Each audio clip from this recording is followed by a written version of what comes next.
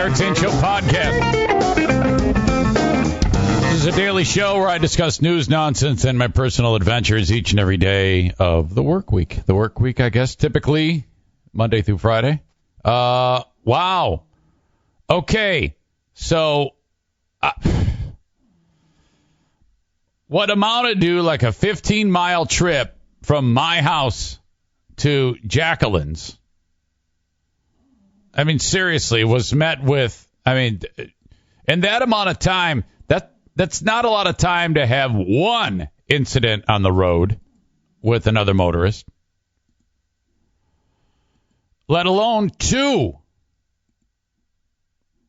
But yet, there I was, embroiled in yet another bit of drama. Now, I did nothing wrong. Well, I don't know. I'll let you be the judge. Because oftentimes I have said that if someone does something to you on the road, your best response is to ignore. And I think that is terrific advice in any situation. But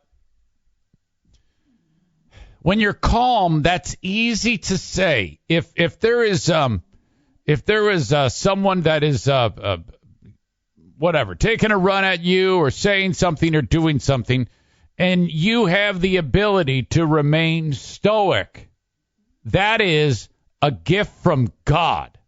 And I envy those who have the ability to master that. And you can master that 99 times, or do it correctly 99 times, and then the one time, oh boy. So, that's something to work towards. That's a goal. And honestly, I say to Diana, I'm like, yeah, you don't want to do anything behind the wheel, because once someone is behind the wheel, they turn into absolute psychopaths. They do things that they wouldn't do if they were walking down the street or they were at work or even at home. Once they're behind the wheel, different ballgame. Okay, where we go on the way to Jackie's house, it's been the thing for the whole summer. It narrows down to one lane. Hang on. Daisy, come on, man, not now. Quit. She's licking her paws. You know me, I can't stand that. Narrows down to one lane, and this is the zone. This is the zipper merge zone. And I don't know what is keeping the Department of Transportation to just put up, they have the ability to make signs. They've got a whole department on sign making. Use whole lane. Or you could write, zipper merge is legal. Please don't block a lane that merges. This is easy. And then over time, the message will get out. And then these dick face fucking lane vigilantes will maybe get the message. Maybe. I don't know. Okay, there's still a good half mile left in the lane that is merging into the lane that the merging traffic is going into. It's empty. So you have a 1 mile backup, which could easily be cut in half if you allow those one half of that 1 mile backup to go. If the people would just get in the fucking lane and take it till it ends and then take turns one after the other, thus a zipper.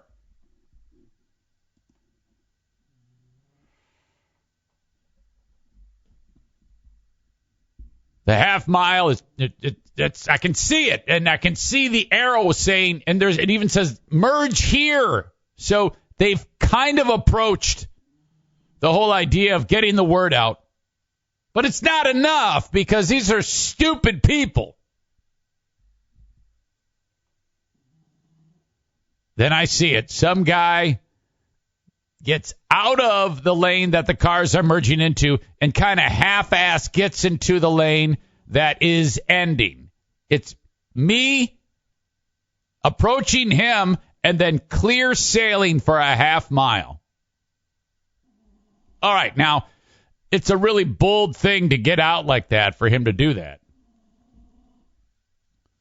So what am I going to do? He thinks he's just saving the day for everybody. Yeah, this is what you do. So I kind of slowly inch my way towards him. Diana's sitting next to me. She goes, "What are you doing? What's going on?" I go, "Shh, I got this. There's technique here." I kind of like really not that aggressively kind of roll up. And then when I get close enough, I just mash the gas and yank the wheel onto the shoulder with the rumble strip. Vroom, right by that fucker. Get right back in that speed up lane and just boom, nail it. Get into the gas, man. Holy shit. Then the barrels start, getting you over. And then I see this dude in a Z71 off-road Silverado 1500 pickup. I'm like, this guy's going to be the problem. And there's plenty of space in front of him. So I go, that's my spot. But again, this is a Michigan driver in a truck. So I'm like, he's probably a hill jack and no doubt armed. And so I got to be careful. He's got flagpole holders where he goes to the Let's Go Brandon convention. And I cut right in front of him. Well, I didn't cut. I took my turn. I was the one person obeying the law. Every single one of those people who got over earlier, they are breaking the law. They're lawbreakers, and that's your punishment. Wait there like a dick. I will be the one to take off and do it right. Man, Chris says drop the hammer and then honk and give them the finger. I didn't do that, but I should have. I have in the past. It's a little bit more of a challenge when Joe Trucker throws 18 wheels over there. Then you got to be a little bit more creative with that.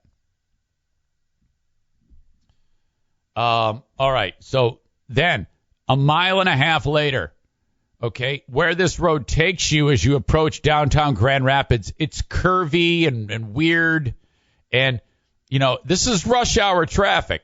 So, it's reduced speed because of the volume. And there's all sorts of Grand Rapids interstate setup is just, I don't know. There's just so many merges and offs, and you got an intersection between major roadways that there's a lot of you merge left, merge right. I mean, it's pretty complex for a mid-level sized town, to say the least. Not over vast distances, but there's a packet of roads where it's like, what the fuck? What idiot designed this? What dumb fuck Dutchman how drunk were you when you came up with this exit and that merge and left, right, turn around, hokey pokey, speed up, slow down. I have no idea. But in this road, and Kenny writes, he says, my thoughts exactly when I drove there a month ago. No, it's jacked. It is a horrible, terribly engineered set of roads. And I've never understood why they said, all right, when we make this interstate system, let's make it difficult. Let's make this more complex than anything else. Ram says a packet of roads. What's a packet of roads? I think I've described it. I think I've made my point. You're just nitpicking, okay? Hey, Aram, why don't you enjoy the show today instead of sitting there and needling me over every single word I say? Shut up, you fake Armenian. Kenny says, let's make it more complicated than Nashville or Atlanta, even though we're tiny in comparison. You're absolutely right.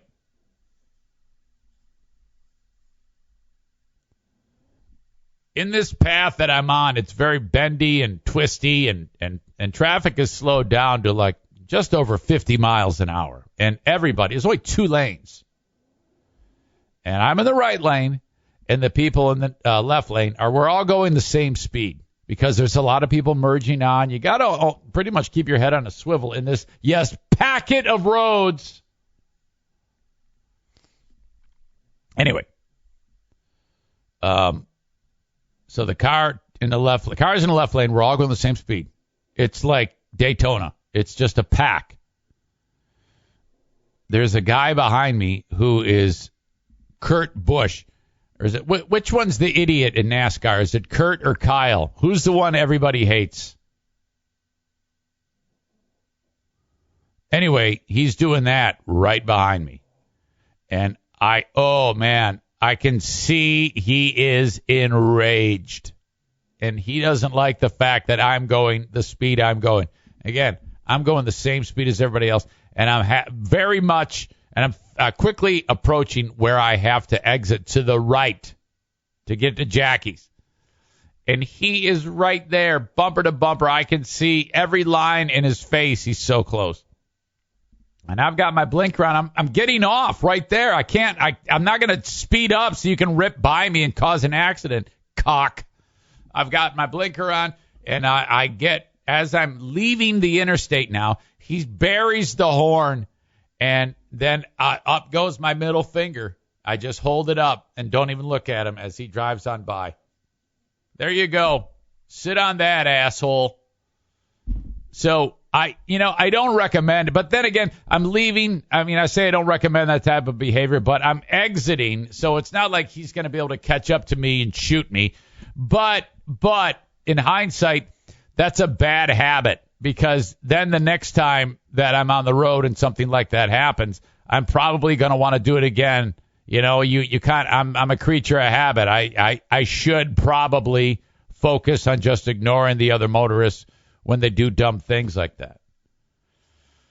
Oh my God, people are so pissed all the time. And now, to be clear, in all of those incidents, all I am guilty of is obeying the law and being a terrific motorist. I am the one that you want. You want someone to leave the road, to be able to engage in the zipper merge. I take it back. Me passing on that shoulder, that I may have been breaking some type of law there. In fact, I'm quite certain of it. So I don't know how great I am, but damn, it felt good. Welcome to the show. It happens right here in the Baldwin Ace Hardware Fear Bunker Studio each and every day of the work week, as I indicated. Baldwin Ace Hardware, a beacon of DIY awesomeness in the Northland. If you ever want to reach me, send an email on the Shoreliner Striping inbox, eric@ericzaneshow.com. I'll be recording tonight. Well, live recording. You can watch it live on Patreon. Patreon.com/Eric Zane with the one and only Ben Glaze. The Ben and Eric Patreon podcast. Part of the litany of programming available on Patreon. If you want to be part of the live audience and you are on Patreon, look for the email. If you've never gotten one, that means you're not on the mailing list. Reach out to me and say, hey, dumbass, I want to check it out live. Send me an email. Eric@ericzaneshow.com. All right. Whew.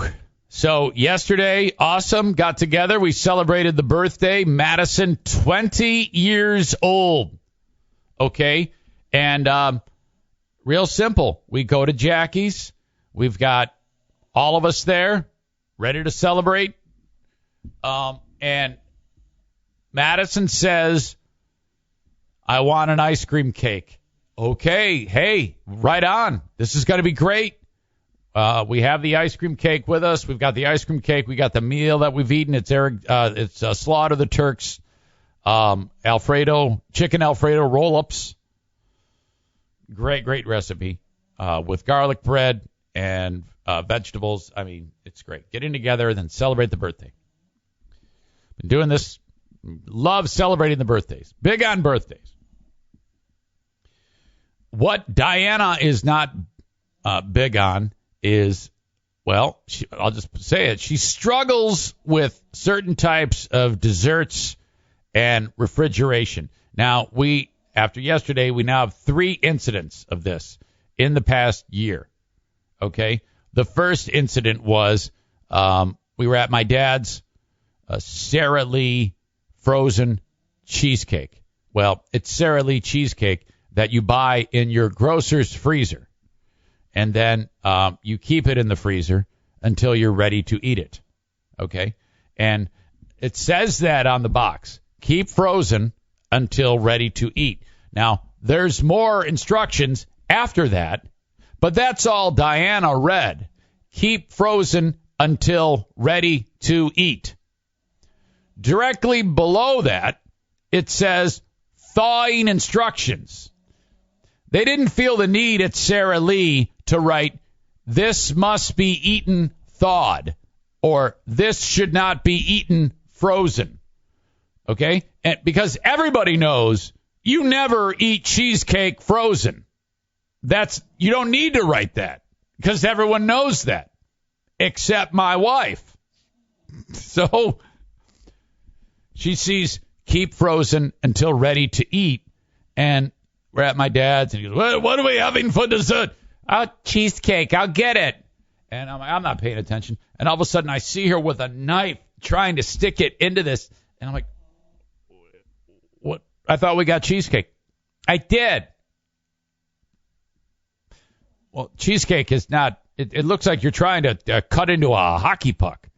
And she's like, it's frozen. I go, well, what, are we just going to look at it? No, we're going to eat it. I go, on what planet does anyone ever eat cheesecake frozen? She goes, and look at it says right here, keep frozen until ready to eat. I go, right, but there's other things that it says there too, like thawing instructions. Keep in fridge overnight, or I don't know, whatever. There's other instructions on there, but the fact of the matter is, everybody knows you're not supposed to eat it frozen. Joanne had the line of the day as we're eating frozen cheesecake. She goes, I don't know whether to chew it or suck it because there's ice crystals in it. The moisture that's in the cheesecake is frozen. It's terrible. Frozen raspberry or strawberry, I forget what it was, cheesecake. I'm like, oh my God. Fast forward. Month and a half later, Justin picks out the dessert for family dinner. I want frozen cheesecake. Or he didn't say frozen. I want cheesecake. She gets the exact same product. I don't know this, but it was deja vu because we were like, okay, it's time for dessert. She goes to the freezer, and I'm like, what?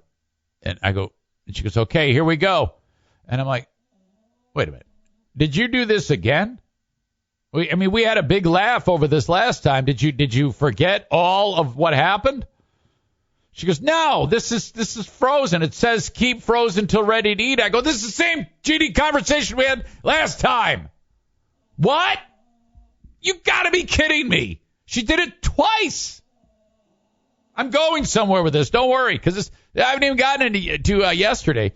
You might be thinking, please tell me she did. No, yesterday we did not have cheesecake. I told you we had a frozen. We had ice cream cake.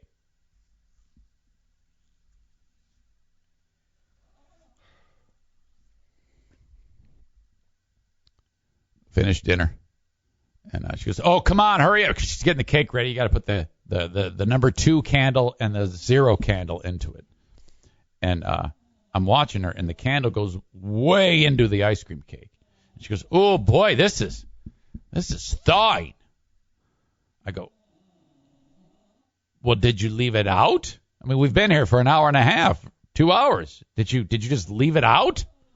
It's ice cream. She goes, no, I put it in. I put it in there. I go,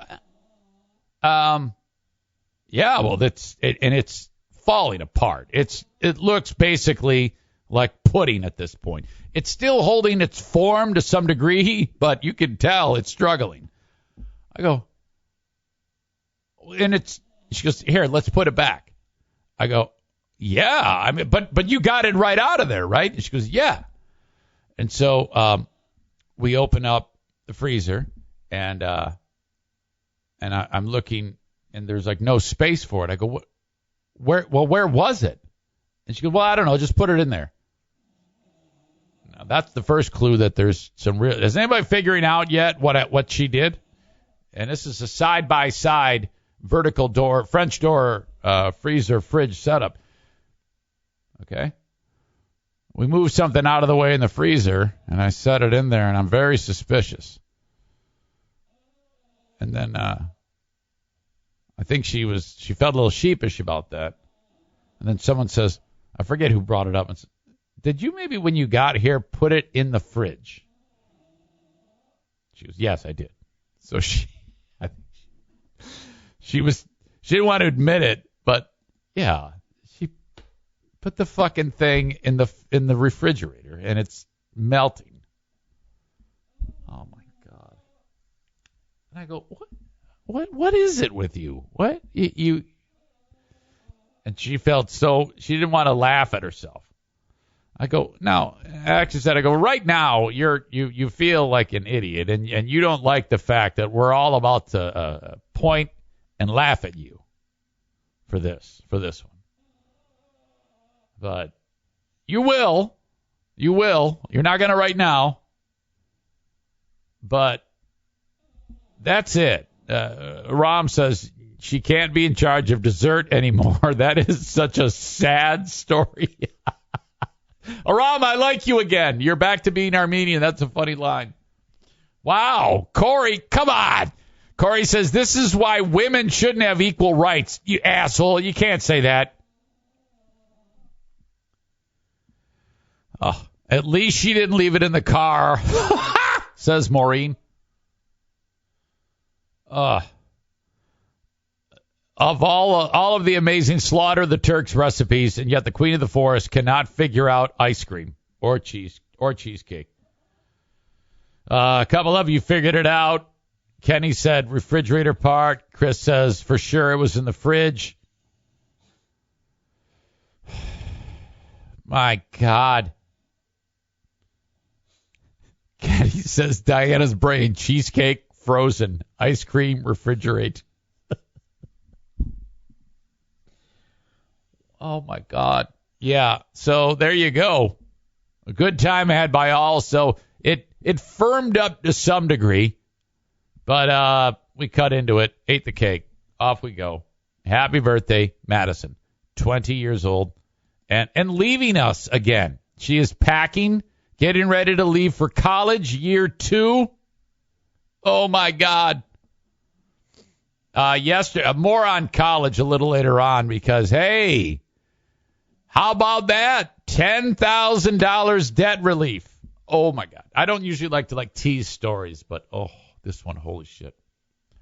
By the way, side story, before all this stuff goes on with the birthday thing and me giving people the finger while driving, my friends from Affordable Limousine and Party Bus, they said, hey, we got a late arriving thing. We need you to go get somebody to the airport. This is an easy job. It takes more time to drive to the garage and go home than the actual job. But there's a couple steps involved in this.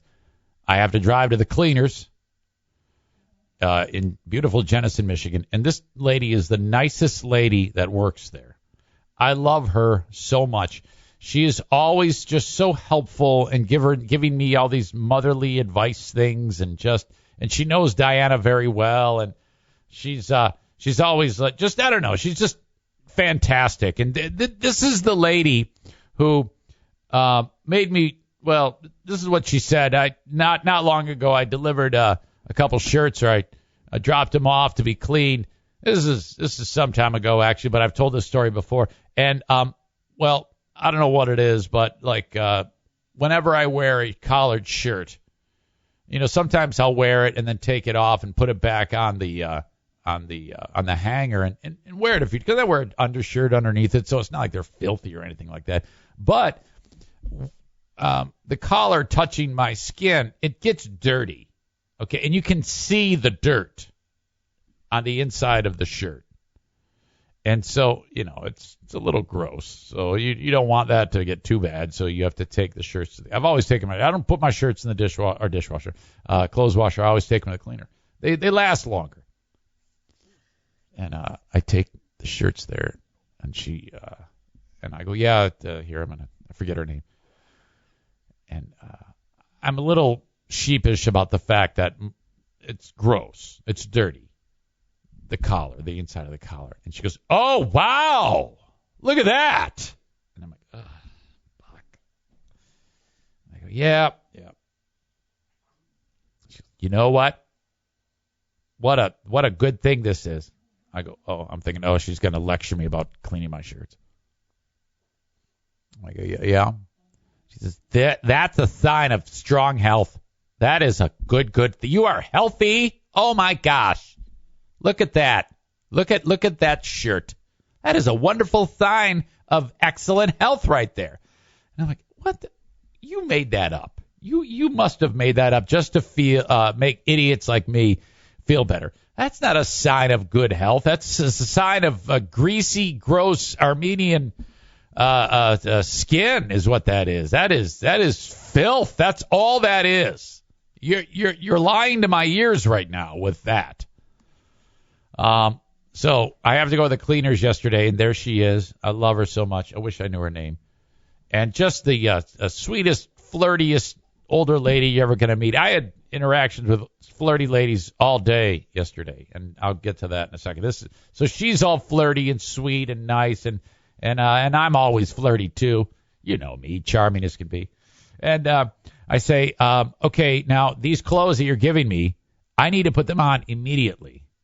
And so, because I had to go to the limo job, so it's a white shirt, black pants. Just restroom right over there.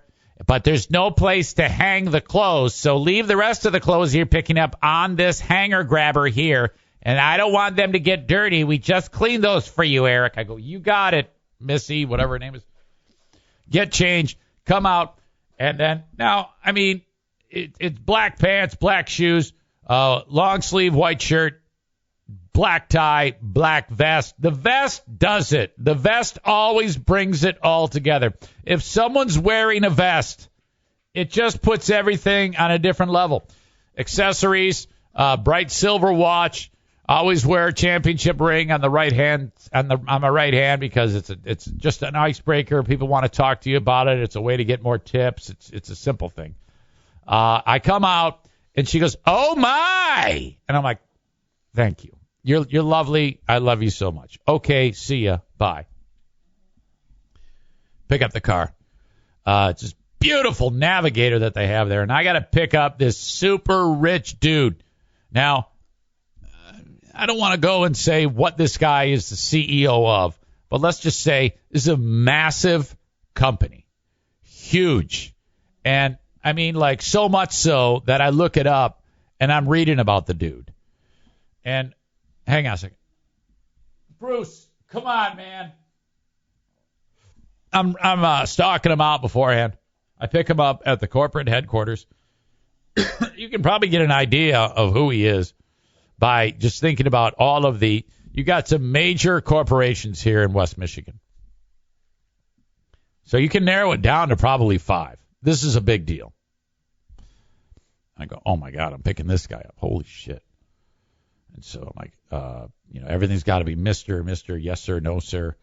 Can I get your bags here? Okay. Is there anything you need? Pretty much standard. He's late coming out. I'm standing there outside of the car for 25 minutes in the sun. No big deal. Whatever. That's how it is. This is easy. Get him in the car. Got to drive him 15 minutes to the airport. Drop him off. Boom. Easy. I'll probably make quick $100. No problem. Gets in the car. He's got another dude with him, and they're talking about purchasing another corporate jet. And that was the high-level meeting. Well, I told him not to sell that Lear. And so now we're stuck, and we got to, so they're talking about this big discussion about buying another jet. And I'm like, oh, my God. Today, real-world problems. I get these folks to the airport. open up their doors, get their bags. Thank you, Mr. So-and-so. Thank you, Mr. So-and-so. You guys have a great day. Yes, smell you later. They walk off. Not a stiffed. Oh, stiffed. Oh, my God. So I'm like, shit. All right, whatever. Serves me right for giving that guy the finger in the road rage incident. Actually, that happened after, so that doesn't make any sense. But karma. It was preemptively giving me the karma. I don't know, but nothing, not one red cent. I was like, that is terribly rude. Okay, see you later. Bye. I'm not buying any of your stuff. Off I go. Wondering if there's any guesses as to who it was. Stevie says, stiff, put him on blast. Chris says, you don't get rich by giving it away. Rich people don't tip. Megan weighs in with Bissell and Amway have their own hangars. It's not Bissell and it's not Amway. You should have asked him to sponsor the show. I see suggestions. Amway, Meyer, Steelcase. None of those. Those are big ones, too. Paul says, some DeVos bitch. You know, can you not insult my boss? No, it has nothing to do with those nice people, and you should not refer to that family as that. I love them very much. Jason says, if you got stiff, don't feel sorry about blasting a name out there. No. You see, that would make the limo company look bad, and I don't want to do that.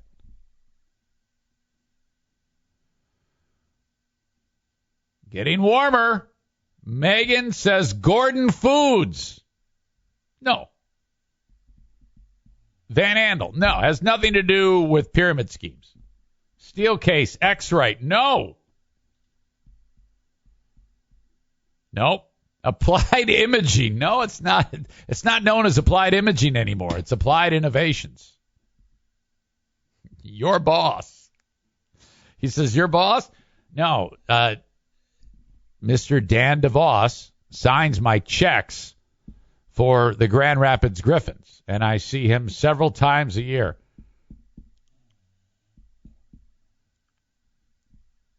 Ding, ding, ding, ding, ding. We have a winner. We have a winner on these sweepstakes. Have I ever told you about how much intuition radio voice Linda has? She always seems to just know things.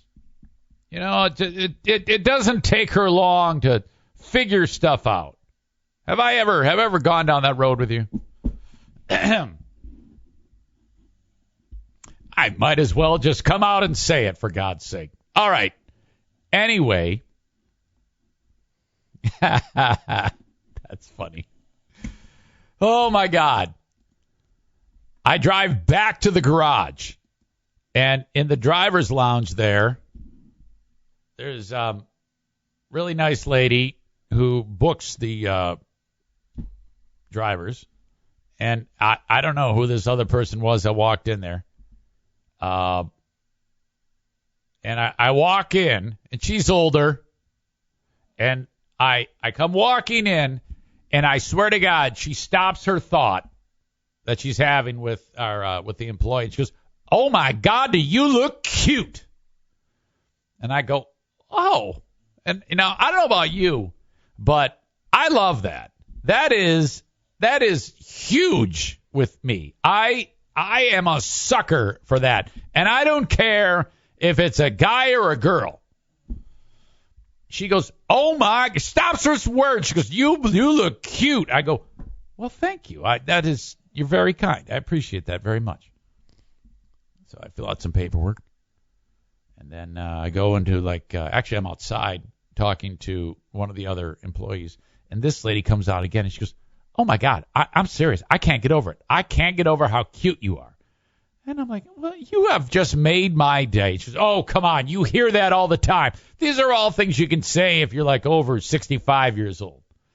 So I'm charmed. I actually wanted to have sex with this woman. Now, I mean, physically, there's no attraction, but charm goes a long way. I would have had sex with that woman if I was single. Now, it would have been like having sex with a female, old black version of Kenny. Okay? But I don't care. That doesn't. If you are going to charm me and do those things to me, I could very easily be okay with throwing it in you. And I was like, well, you don't hear that every day. You don't hear that enough. And I'm driving home, and I'm like, there's spring in my step. She has made my day. She has told me twice in 5 minutes how cute I am. She wants to have sex with me. I could have had sex with her right there in the back of her vehicle. I wouldn't have, but I was mildly aroused by this. This is how simple I am. And then I'm like, if the shoe, there is no way that is acceptable for the shoe on the other foot. Can you imagine if I was her in the driver's lounge having the discussion with the limo booker and some lady who was 20 years younger than me, or let's just say 15, came walking in, and I went, oh, man, you are cute. Oh, fuck, that would be terrible. But when it comes to, in this scenario, this is okay. This is okay. Yes, that is a double standard, but one that I can get behind. There is nothing wrong with a lady saying this to a man. Now, I think the ultimate perfect way with having no problems is if you are old and no chance that anyone on the planet actually wants to have sex with you. Then you can get away with that. So if you're a person who, is the much older black version of Kenny, you can pull this off. So, Kenny, I love you. DDP yoga. You're killing it. I love you. But I had to paint a picture for these people, and you and you were the only thing that came to mind. But that's not going to be. This is temporary. In a year and a half, Kenny, you're going to be scheduling your big skin removal surgery after you blow out 150 pounds. And he says, why did I come to mind? Well, Kenny, I can't help it that when I saw her, I saw you, but female and black. I didn't do that. That is not, it's just what happened in my brain. So just know that in 18 months, you won't have that problem.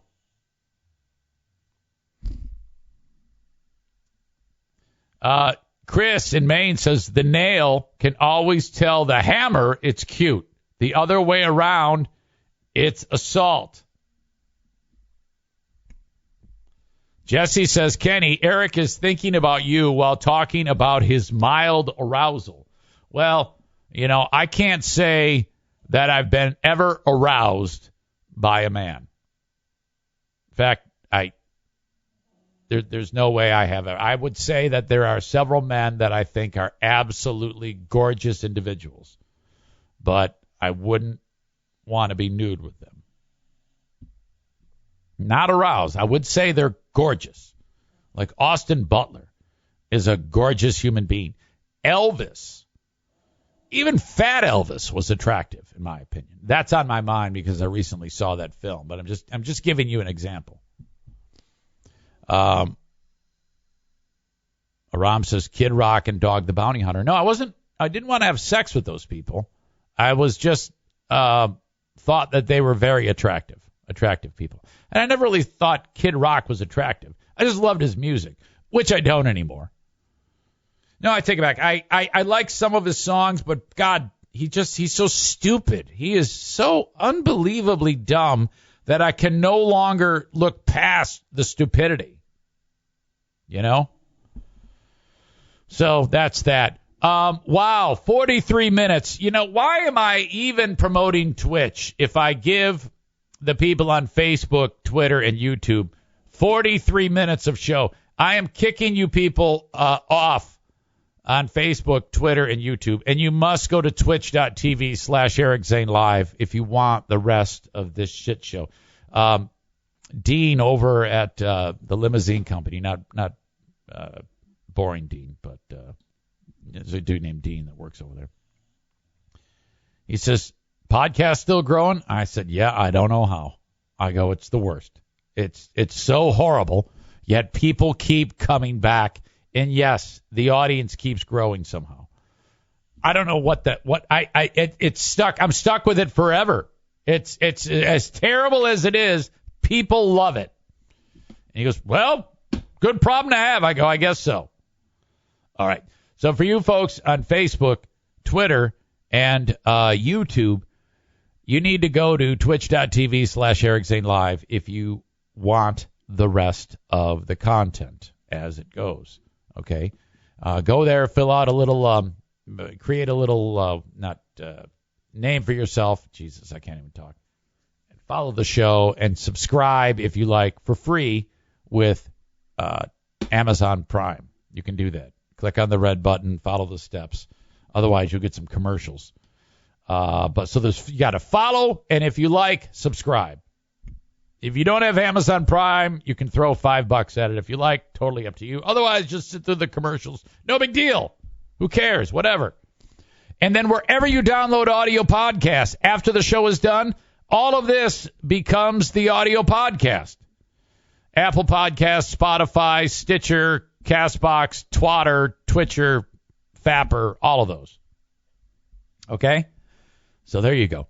Enjoy the rest of your day, and I will send you on your way. Okay, I don't know about you, but I dress like a dick. My wife is constantly like, oh, God, seriously, we gotta start over. So, she's kind of like really bugging me about this. Well, thank God my friends at Trend Him came forward, and they said, hey, you should talk about us on your show, and then maybe you can buy some of our stuff, jack off, and not dress like such an asshole. And they're 1,000,000% right.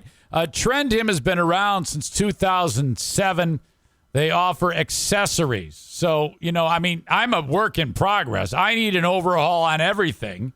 All right. Well, one of the things I'm going to need to take care of is things like accessories. Those are the things that you see on people that just make them look cool as shit, watches, bracelets, cufflinks, ties, sunglasses, belts, stuff that makes you look like a man who cares about his appearance. Because honestly, my wife wants to brag about me, but I look like a fucking extra from the show Charles in Charge, and it's embarrassing. It might be pocket squares you're into, neckties, necklaces, lapel pins, hats, gloves, earrings. They have it all, even suspenders.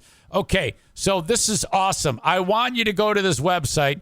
If you or someone you know or love needs some accessories to round out the appearance. Like I said, I got to start completely over, but at some point I got to round out the look. I'm going to Trend Him to buy my stuff. Their thought was they wanted to become the world's go-to destination for men's accessories. Now, I want you to go to this website, all right? You can use my code to save 15%. trnd.hm/Zane.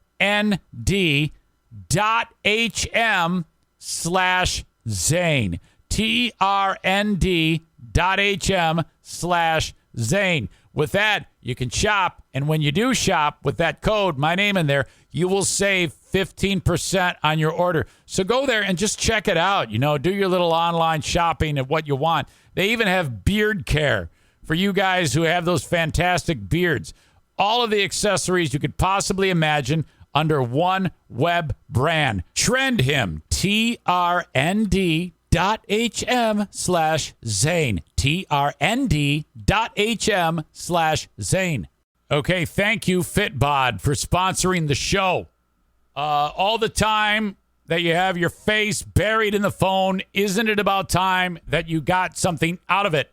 The Fitbod app on your phone, it tells you what to do when you are ready to work out. Okay, you've made a decision. You finally want to do something. The Fitbod app has everything you need. If you're working out at home, at the gym, with weights, no weights, doesn't matter. This thing is going to get you in shape on a cardiovascular level, heart and lungs, strength, your muscles, your endurance, all of that stuff, and it's going to be fun. You're going to love it. It tracks your fitness, tells you about the goals, how close you are to them, and it modifies itself and the workouts for you based on how you're doing.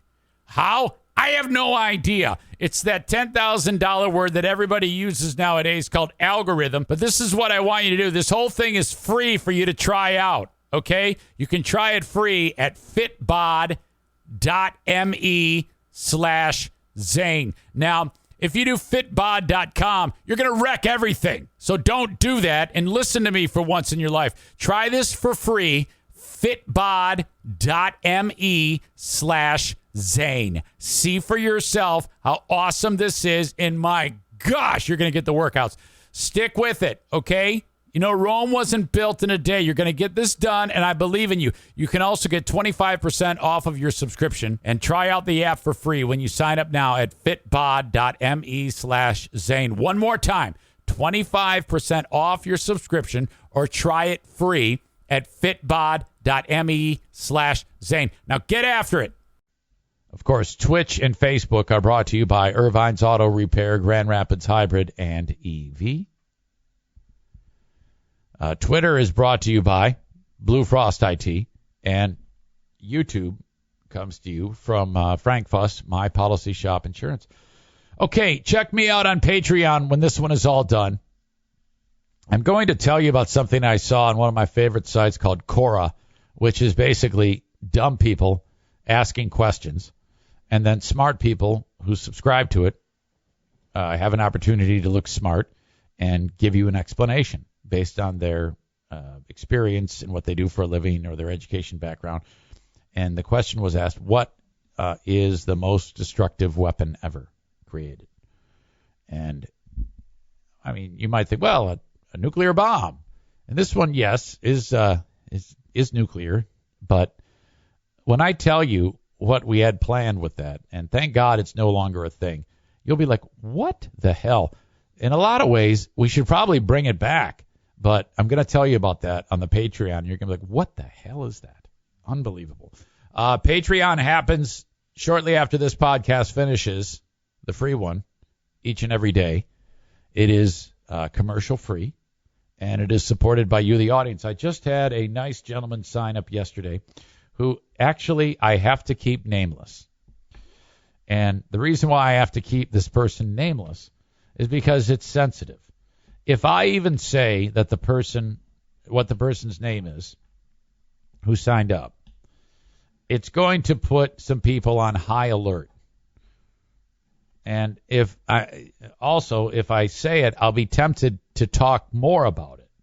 And if I talk more about it, it could put that person in jeopardy. I mean, like legit jeopardy. Something bad could happen. I realize I'm being very vague.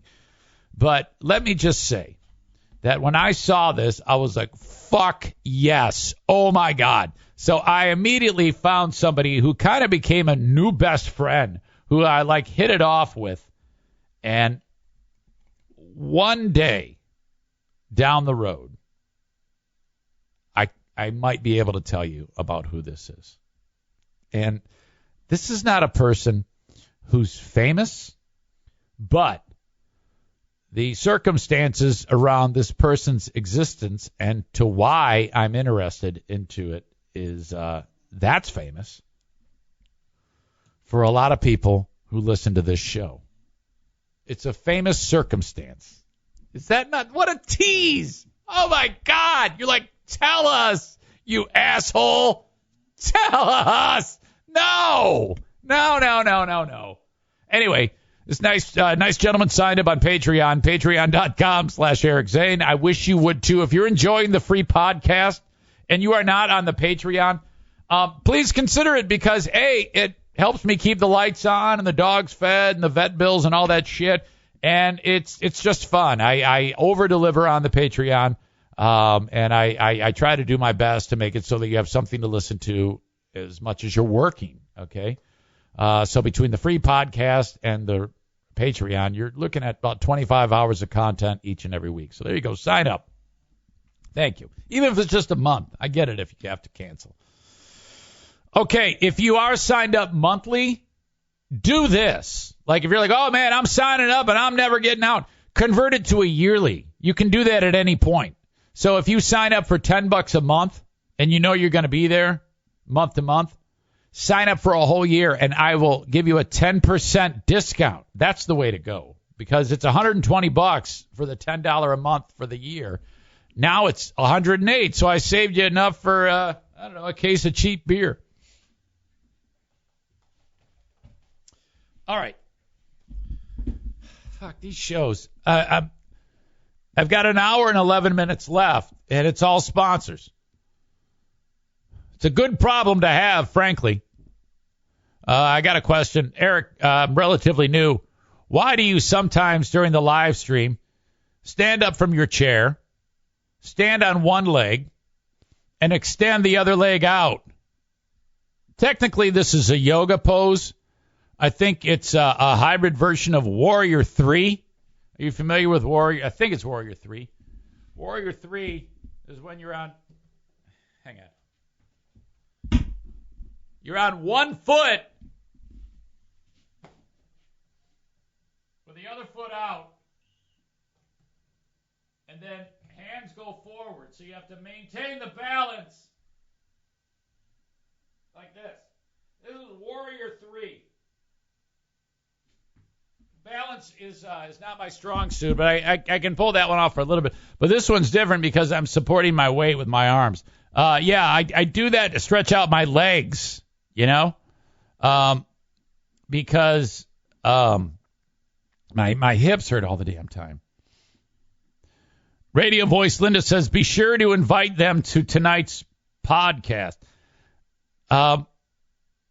Yes, that of course will happen. But I cannot reveal. I just can't reveal. All right. Where the hell am I? Frank Fuss at My Policy Shop Insurance. How great is this? So I am doing my best to try to get the word out because I don't think anybody else got the word out. As soon as Obamacare hit, however long ago that was, people were like, not everybody was aware as to how exactly this works. And I think it rolled out stupidly because the website was a disaster. But it's humming.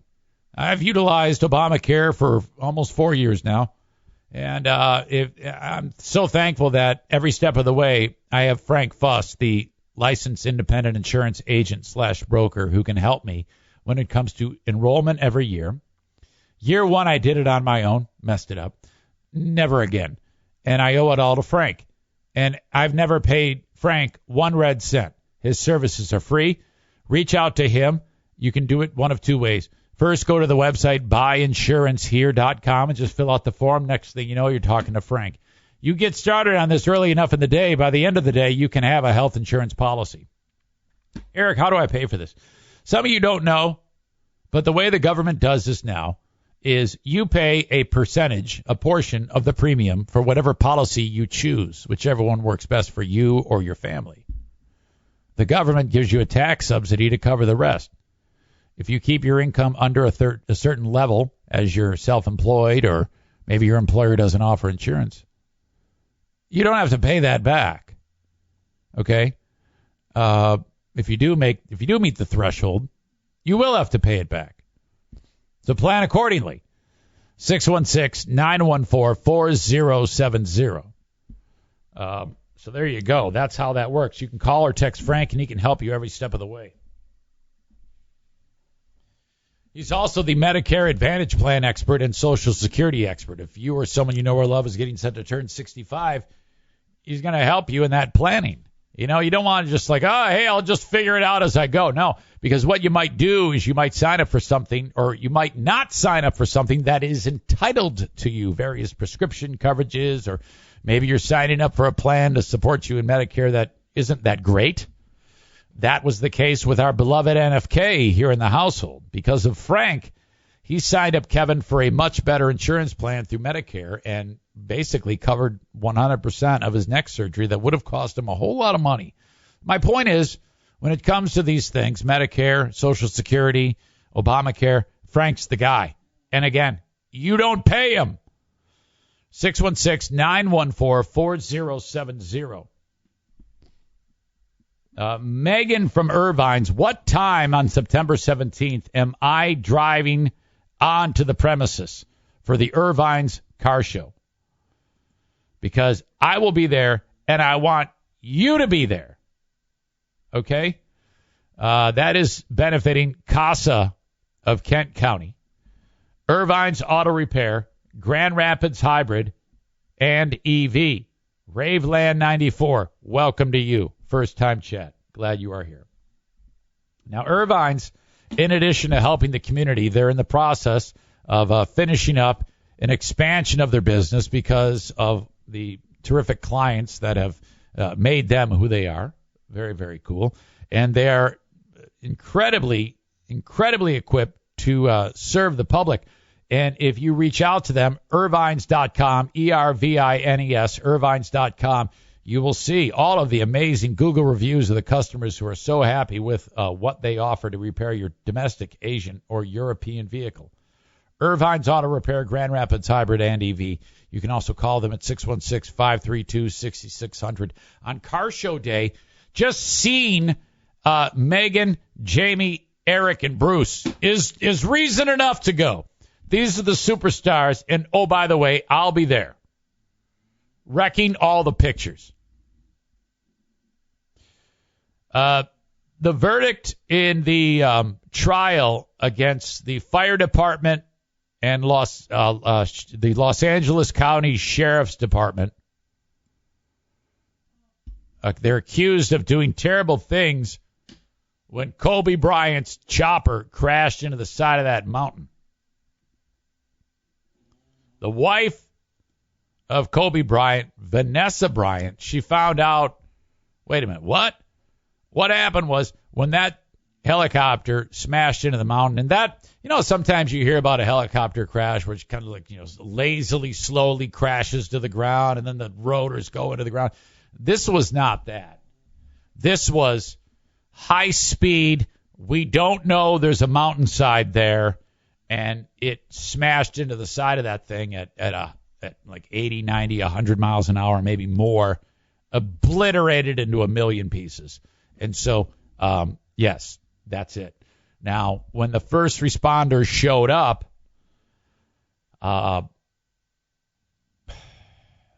they got out their phones and started to take pictures of the scene. Now, at this point, I don't know if they knew they were taking pictures of the remains of Kobe Bryant and his daughter. A lot of people died in this thing. It was just gruesome. Oh, my God. I don't know if that's even been determined. I don't know if anybody has said, yeah, I knew it was Kobe, and I wanted to take a picture so I could disseminate it online or anything like that. But I think people did take pictures. Why, we don't know. Maybe just because they had a morbid, they wanted gross pictures. I can't figure. I don't know. I can't get into their heads. But then, as it turns out, whether they knew that was Kobe or not remains to be seen. But eventually, they're like, hey, man, hey, gather around, guys. Look at this. Here's some body parts of Kobe Bryant. And that happened. And so then this word gets out to Bryant's widow, and then the shit starts rolling downhill fast. And a lawsuit is filed about this. Now, these pictures have never surfaced. Thank God. But I got to be totally honest with you. If I found out that those pictures have surfaced, I am going to look at them. I would do that for no reason other than morbid curiosity. So for me to sit here and judge anyone who took those pictures, that would be ridiculously hypocritical because I would look at those. And I don't know what is wrong with me that would do something like that. Now, at the same time, all those like horrible beheading videos? I would not look at I've never seen one of those. I can't do it. But still image, I'm like, yeah, let's do it. I don't know why. I have no idea why that. I think I'm broken. But I think a lot of people are. It's just like, whoa, man, Jesus. Also, if there's like somebody who's jumping out of an airplane and the chute doesn't open, okay, but it's from a distance so that when they hit, you don't see like splat. I'd watch that. I'd watch that all damn day. I don't know why. I think I'm again, but then I don't think you can judge me though because I think everybody does this shit all the time. But some of you are just wouldn't want to admit it, so you're probably just going to say, "Oh, you're a sick asshole." All right, more on this in a second because I just realized that I've got to bring Kyle in here. Maybe we can talk with him about it. Now, the last several times that we've gone to Kyle, it's been an absolute shit show. It's been terrible. So I expect it to be the same thing this time. All right. Let's see here. 2-person. Wait. Are you there, buddy? I'm here, dude. Oh, it worked perfectly. Yeah, dude. It's fucking. I think it's Zoom, dude. I think Zoom decides when it wants my headphones to work, dude. Did you hear the story about Kobe Bryant? That whole all those ugly pictures that those dudes took? No, but I just signed in and was listening to you talk about it. What the fuck's going on, dude? So, after he died, these first responders took pictures of body parts. Now, those pictures have never surfaced, but Kobe Bryant's widow sued and won a bunch of money because they proved that her knowing that those pictures may exist somewhere caused damage to her emotionally, so that's why she won a large verdict. Her and another parent or loved one involved in that sued with each one $16 million. And so but while I was, instead of talking about that, I was focusing on that. If I found out that those pictures were actually available to be looked at, I think I would look at that. Oh, for sure, dude. Take the fucking pics, dude. You would do that too. No, I don't think I would. Well, I mean, I read that somebody had posted something about like maybe like that's their job to take the pictures. It was like medical people, right? No, it was like, oh man, look at this. Let's take a picture of this arm. Yeah, it was like that. Oh yeah. Those are bag people then. So you wouldn't, if you found out today that those pictures were leaked, you wouldn't even bother looking at them? Oh, I'd look at them for sure. Yeah, I just would take them. You know what I mean? Yeah. Well, same thing as like pirating music or whatever. Like you just can't be the one to like you can download the music, but you can't upload the music. That's how I feel about it. Do you remember? So yeah, you've come from a generation where you would just go and get free music when you wanted it, right? Yeah. Well, yeah. Like I came around and or I was growing up or whatever, and like the tail end of like what was those fucking sites like LimeWire and like all those fucking sites or whatever. So that was a little bit tougher. But then when like YouTube came out, we could just listen to music on YouTube, so it was no big deal. Right. I remember downloading those, and then there was the organization called the Recording Institute Artists of America started suing random people, and like some little old lady. And her grandson downloaded a bunch of songs on her computer, so they sued her for like $90 million or something like that. Yeah, that's nuts. I did not know about that. Yeah, that actually happened. Well, welcome, buddy. How's your week gone since the last time we talked to each other? It's been a crazy week, dude. I'm like, for dumpster divers, I just made some like executive decisions and kind of went over the head of our. We have this dude that does our PPC for us, like the Google ads and stuff like that, and he was just kind of sucking. So I was like, fuck him, dude. I know what I'm doing. So I just went over his head and just started making changes. So we got busy this week, dude. It was fucking awesome. Wait a minute. You mean that it's a dude who helps you get the word out through online sources? Yeah, it's like he manages the PPC campaign. I don't know. Fucking Emilio signed us up. Okay. Like a year ago or whatever. So now, because we were running it before, but yeah. I'm sorry. Go ahead. No. Finish your thought. Sorry.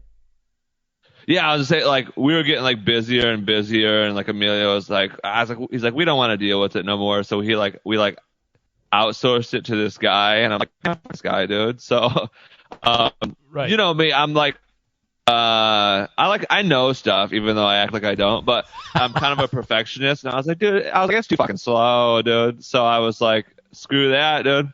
And I just took over the old campaign and just made it happen, dude. As we talk to you and hear that, I can make out exactly what you're saying, but there's a slight degree of chop in it.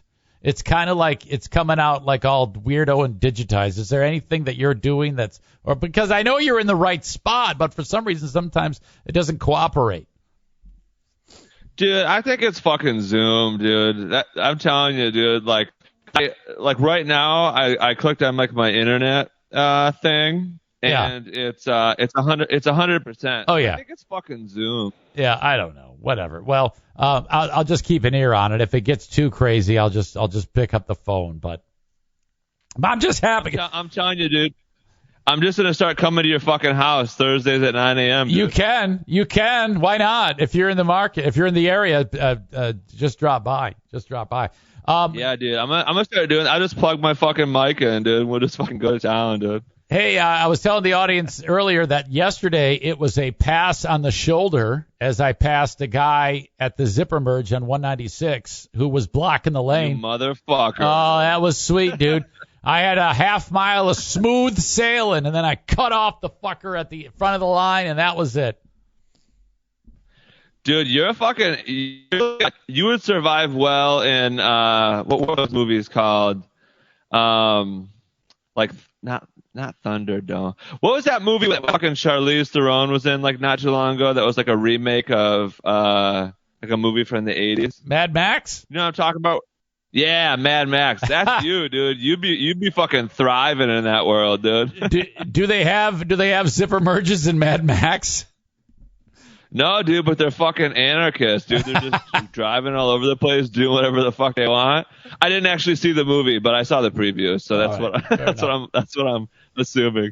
So, in addition to getting after a busy day for you there at good old Dumpster Divers, what is on your mind that you want to share with us, Kyle? Dude, fucking, I was trying to look up. There's like nothing funny going on in the world today or this week, so fuck that. But I figure based off the title of your episode, you talk about the college debt stuff. Yeah. Are you a recipient of that? Do you have college debt? Oh, I got tons of college debt, dude. What about Blue? Does she have college debt? She did, but hers is paid off. Okay, so you're gonna see. That's a long fucking story. Okay, but it's not there. So that you're gonna lose $10,000 of debt, or maybe $20,000 if you have Pell Grants. What do you think about that? I mean, here's the thing. Last night, of course, I started reading because then all of a sudden Facebook starts blowing up and this fucking news articles coming out left and right about blah blah blah. So of course I started reading. You know me, like I'm as objective as they come. So like I get it on both sides. You know what I mean? Like both sides make sense. But here's the fucking thing though. the factor, I don't care if there's like a lot of old people who are all fired up about it, and they're like, oh, you took the fucking loans out, paid the fucking loans back. And it's like, I get it, but like also, dude, like the college loan company, they were pretty, like they were pretty predatory, but like not so much on us because we were like, yeah, like we're going to take debt, whatever. Like they were pretty predatory, like on our parents, you know what I mean? But these like, these are federal loans. That's right. So you're saying that seemed predatory?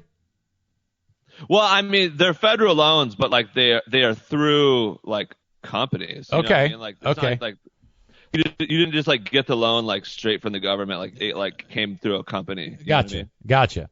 So the yeah, like I feel bad for like the parents. You know what I mean? Because they like. When I was in high school, it was like everyone was like, "Yeah, you got to go to college," and like all the parents were like, "Oh, you got to go to college," and like, but nobody really fucking knew why. They're just like, "Oh, trust me, you gotta fucking go, dude." So then like, the parents just like kind of not forced us, but like pushed, like, "Oh, go to college," and then like we got all like the loans or whatever, and like then the parents realized that their kids can't get fucking jobs. So then I feel bad for the parents because like they got pretty duped. Like the kids, we were fucking idiots, dude. Right. We didn't know what the fuck we were doing. But the parents got duped pretty bad, so I feel bad about that. To be honest with you, when I finished high school and went to college, I had no idea why I was even going there. I had no clue whatsoever, and I just said, well, I guess this is what you're supposed to do, because I remember people looking at me saying, "You going to college?" Yeah, well, that's good, because if you don't, you're a loser. And I'm like, well, wait a minute. Right, dude. That's what I'm saying. Like, somehow, like, of course, that's how America works. Like, the people with the money kind of control the culture and, like, control what's good and what's bad. But, like, yeah, that's a problem to me if, like, people are just like, oh, yeah, I have to go to college or else I'm a loser, dude. And it's like, isn't that, like, that's pretty fucked up. Well, and, as it turns out, I mean, I ended up I was so fucked up because I then figured out that I wanted to do this talk, and I was like, well, fuck, I don't need college for this. And then I got bored of doing this and went back to college for something entirely different, blew a whole bunch of money, and then didn't even use the fucking thing. So, I mean, Jesus, that's a fortune. It was a fortune's worth of money. And all things considered, I basically took a pile of dollar bills, $100,000, and lit it on fire. That's what I did, essentially. Dude, that's crazy. I know, like, to me, like, the whole thing seems, from the loan side of it, like the loan providers or the servicers or whatever you call them, like, or the companies or the marketing companies that did it, it seems like very irresponsible because they're just like, oh yeah, it'll be totally, like, this is the logic, how I see it in my head. They're like, oh, it'll be fucking cool, dude. Like, you'll get out of college and you'll totally get a job. Right. And then in a little while, you'll be fucking rich, dude. And then like millions upon millions of kids went to college, and then like they're like, oh fuck, dude, there's not that many jobs. Right. And none of you are gonna get fucking rich. So no, I will say, like, for people who are maybe not the smartest people in the world, but they went to college, Zaniacs, smart enough to get a good job. Like people who are making like shit money, like I do think it's gonna be great for them. You know what I mean? Because like the way that like the payments will be set up and like the loan forgiveness after so many years or whatever, like it's gonna save some people's fucking asses. That's for sure. The only people that should go to college are like doctors, accountants, lawyers. I mean, when you hear about, I got a marketing degree, or, oh man, I got a business administration degree. What the fuck? What? Seriously. Oh, sure, dude. And Megan brings up a great point. She talks about trades are where it's at. They're hurting for skilled laborers, and there's so much money. I mean, you get young 21-year-old guy who's learning on the job, and he's making $70,000 a year. Holy shit. Right, dude. I know. That's what I'm saying. Like that shit, like my buddy Bruce, like that's what he did, and like he's all the better for it. But like that's what I'm saying, dude. Like those jobs have always been good, or like they've always been there. But like something happened where like a mass brainwashing took place, and it was like you gotta go to college. You know what I mean? Yes, I know exactly what you mean, and I think that more people should not go to college. I'll just say that. But that, when it comes to the whole loan thing, you've got a lot of people who, like, for example, two stories. One kid goes to college. The other one learns a trade, and then he learns it enough that he's opening up his own business, and he takes a loan out to open up his own business, his own welding business or whatever the hell it is. And he's looking at this brat who just got $10,000, and he didn't get shit. And all he did was didn't take on any debt, learned a trade, and opened up his own business. You know what I mean? That's happened. That's a real thing. That's a scenario. Yeah, but here's the fucking thing, though. These scenarios, I feel like, are like filtered into society, probably by the fucking like loan providers, because they want like the people to be mad at each other instead of being mad at either the loan providers or the government. You know what I mean? They're like, oh, don't get mad at us for making the decision. Get mad at each other and start killing each other too. You know what I mean? Right on. It's like, come on, dude. Okay. Anything else on your mind you want to touch on? My connection's really shitty, isn't it? No, it's not bad. But if there's anything else that was on your brain, you want to talk about the Lions or anything else, it's actually not bad. Dude, I do. I just want to remind everybody fucking out there, dude, when the Lions games are on, tune into the fucking Chibian show, dude, because we're going to be live broadcasting those fucking games, and we're going to be commentating it. And if you want to watch the Lions game good, watch it with fucking the Chibian. There you go. That's what I want to say. If you want to, pumped about that. If you want to watch the Lions game good, as you say. Okay. Yeah, watch that Lions game good. All right. Really good. Well, I love you. Thank you. Okay. All right. Love you guys. See ya. Peace. Kyle from Dumpster Divers. Call them up. DumpsterDiversLLC.com. Awesome. Very good. And always a good time talking to Kyle. All right. End meeting for all. There he goes. All right. Linda says you should broadcast during Hard Knocks with insightful commentary. That's not a bad idea. I have to watch that latest episode. Holy shit. Oh, man. I cannot get enough of that show. Man, if they, after watching that show, if they go in the tank again early, like started out 0-4 or something like that. Oh, my God. Oh, Jesus. I don't know if I can take it. New episode today? Oh, I thought it was like Monday or Tuesday. I thought it already dropped. All right, that's good. I haven't missed anything. Okay. Thank you to Kyle from Dumpster Divers for taking the time today. He is fantastic. Very good. More on the whole student loan debt relief thing. I'll talk about that in a second. T-shirts are available on my website, ericzaneshow.com. Thank you to my beloved cousin Julie's husband, Bruce, who they just sent me a picture. He bought a T-shirt. Thank you, man. I didn't know that logo was so big. It's a big-ass logo. It's just a standard Eric Zane Show logo tee. Thank you, Bruce. T-shirts at ericzaneshow.com. You got racing this weekend at Berlin Raceway. BerlinRaceway.com is where you get those tickets. You got the World of Outlaw showing up for a weekend of racing on Saturday night. I want you to get those tickets. They're just $12 a pop at Berlin. I got a post today to give away free tickets. That is me a reminder for myself. So $12 a pop. Kids 15 and under, free. Parking is free. Bring a cooler. You're going to have a great time at Berlin Raceway. Online at berlinraceway.com. Weather looking good. All set. Last week, my God, we were so lucky because there was rain moving through the area, and we managed to get it in. It was a great show at Berlin Raceway. I really enjoy going there. I wish I could go there every weekend, but I always got something going on. So I want you to go. BerlinRaceway.com. Get tickets and bring the family. It is a super affordable family fun event. You might want to bring ear protection. I didn't, but for those young ones especially. Kent County Health Department, again, thank you so much for being on board with the show. AccessKent.com. If you need more information on the WIC program, if you're having trouble getting food on the table, that is something that you should take advantage of. Immunizations for your little ones you can get at for little or no cost. You're talking about measles, mumps, rubella, whooping cough, pertussis, meningitis, on and on, all those. Your kids should be immunized as they are in the school system.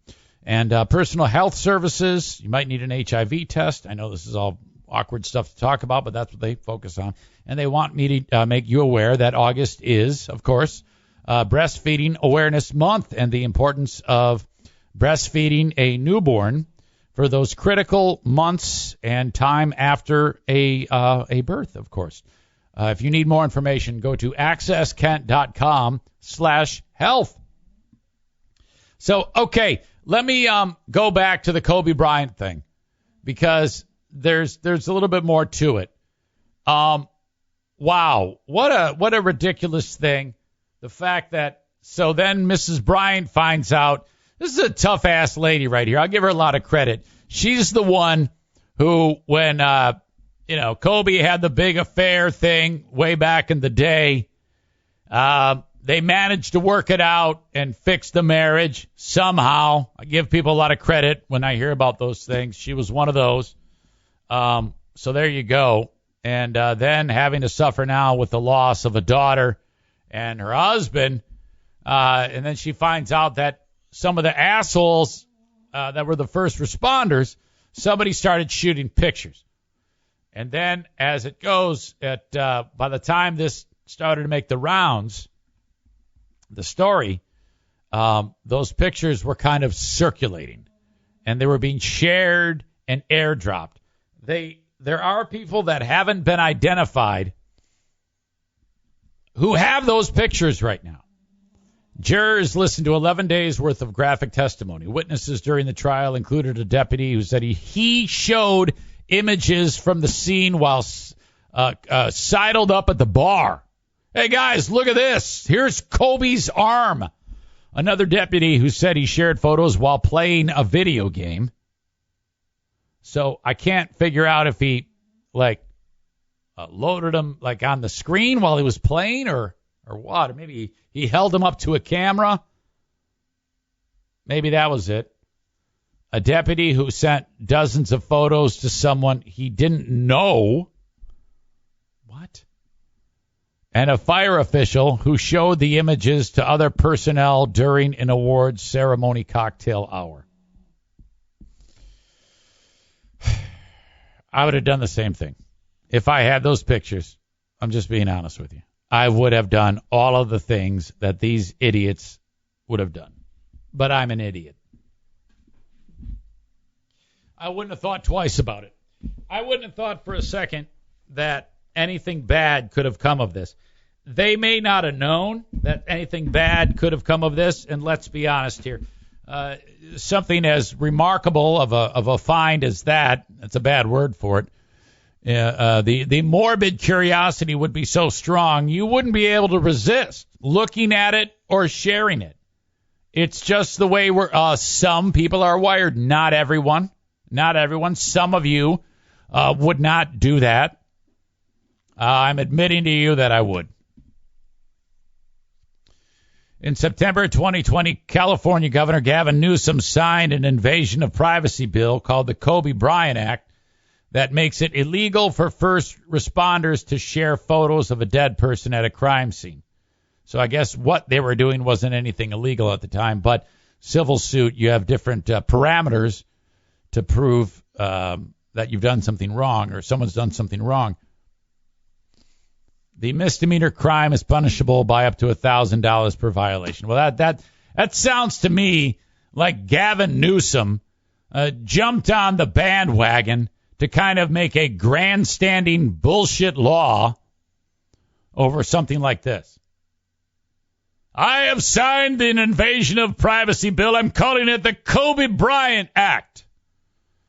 If you want to make a bill that is a law and you really want to do something, $1,000 per violation, that isn't a big deal. It should be like $1 million per violation, or, you get shot.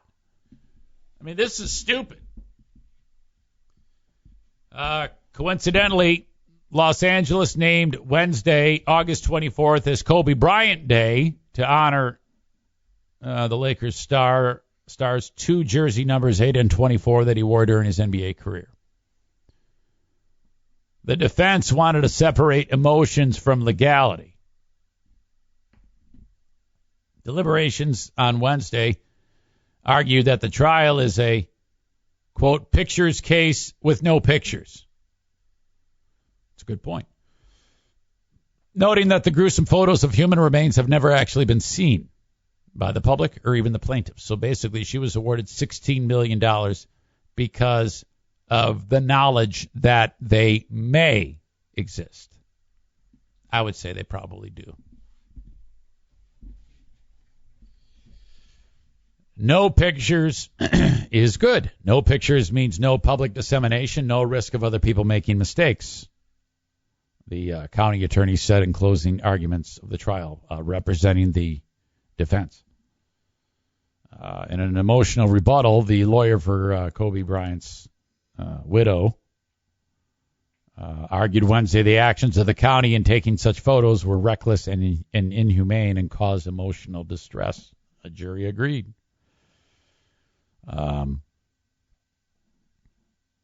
So that's basically it. There's more to it. I'll link it up. $16 million. This seems to me like this is something that at some point you would hear like Mrs. Bryant gives the money away to something important to them. I mean, that's where I'm guessing. I would assume it would.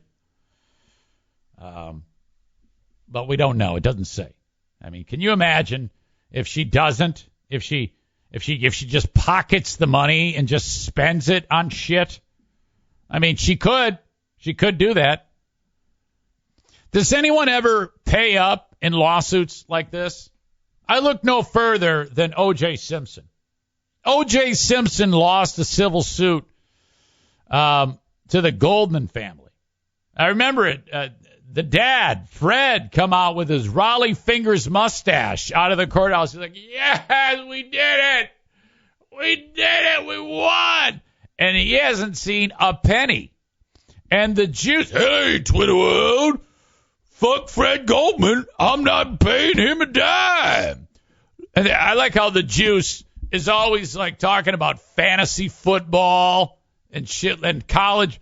Hello, Twitter world.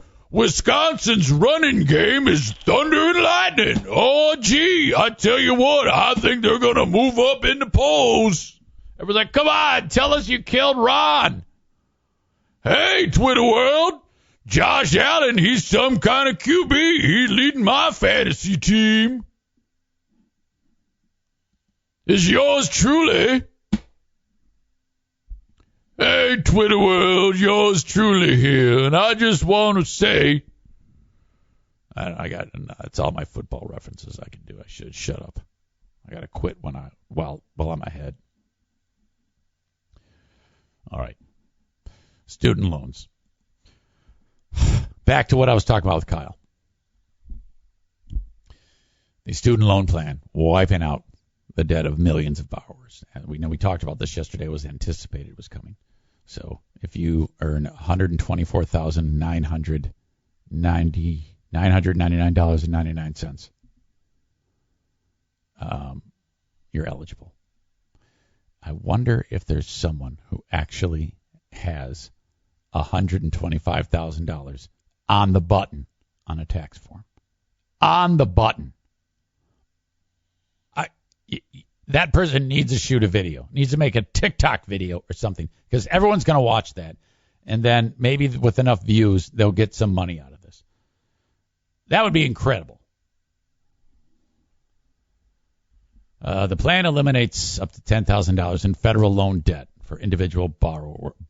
There I go again. I can't say the word. Borrow Borrowers. That is a tough word for your old pal Eric to say. Or couples who earn less than $250,000. Many borrowers will be eligible for total forgiveness of up to $20,000 if they receive Pell Grants, a form of federal financial aid awarded to students from low-income households. This has never been done before. So you, the taxpayer, you know who this is going to piss off most is, like, there's a guy who owns a business not far from here. It's actually a lady. It's a auto parts place. What's it called? Pete's Auto Parts. I've been in there trying to get them to sign up on the podcast, and you can tell they hate Democrats because they put a sign up that says, "No, Mr. Biden, I did not need a loan for this business. I paid for it myself," or something like that. And that's always up there. That's been up there well before this story. That guy who owns that place, his tax dollars, it might be a woman who owns it. I think it is, actually.